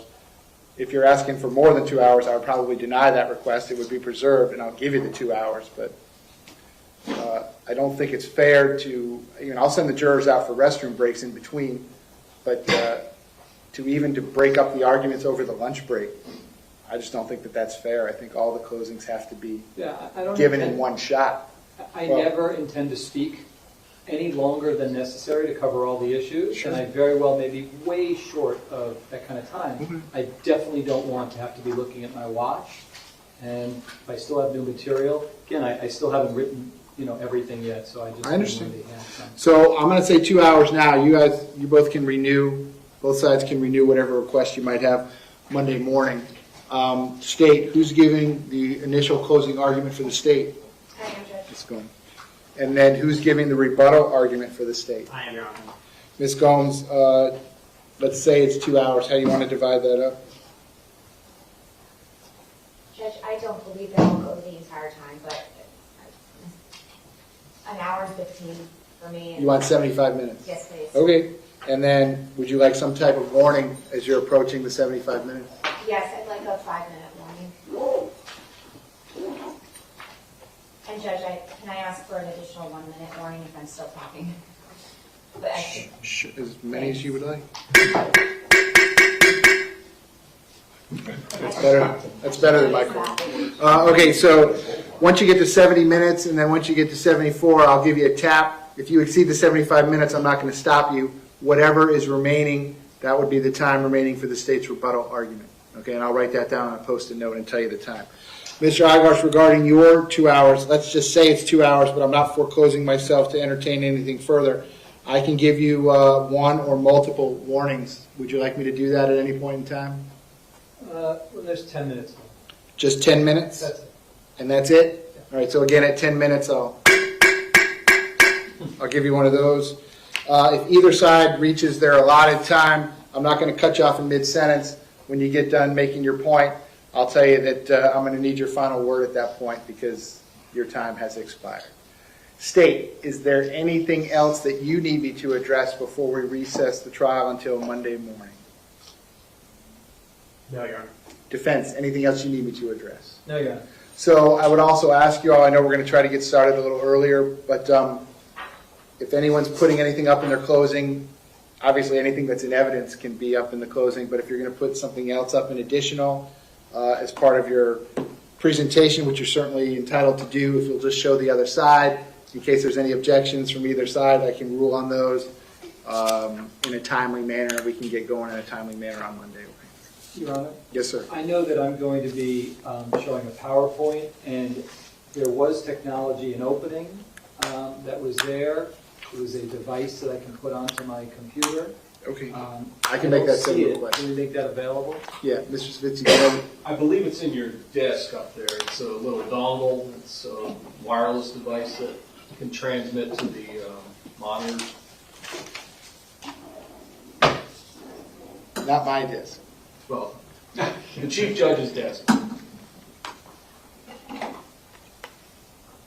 Is this? Yep, that's it. Okay. Yep. All right. Yeah, we can get that set up for you. Not a problem. Thank you, Judge. Defense, anything else? No, Your Honor. Okay. All right, so the trial then otherwise is going to be in recess until Monday, June 26th at 9:15 a.m. Division FX will be in recess until Monday, June 26th at 8:45 a.m. I hope you all have a good rest of your afternoon. I'll see you Monday morning. Have a good weekend, Judge. All right, Madam Court Reporter, that is it.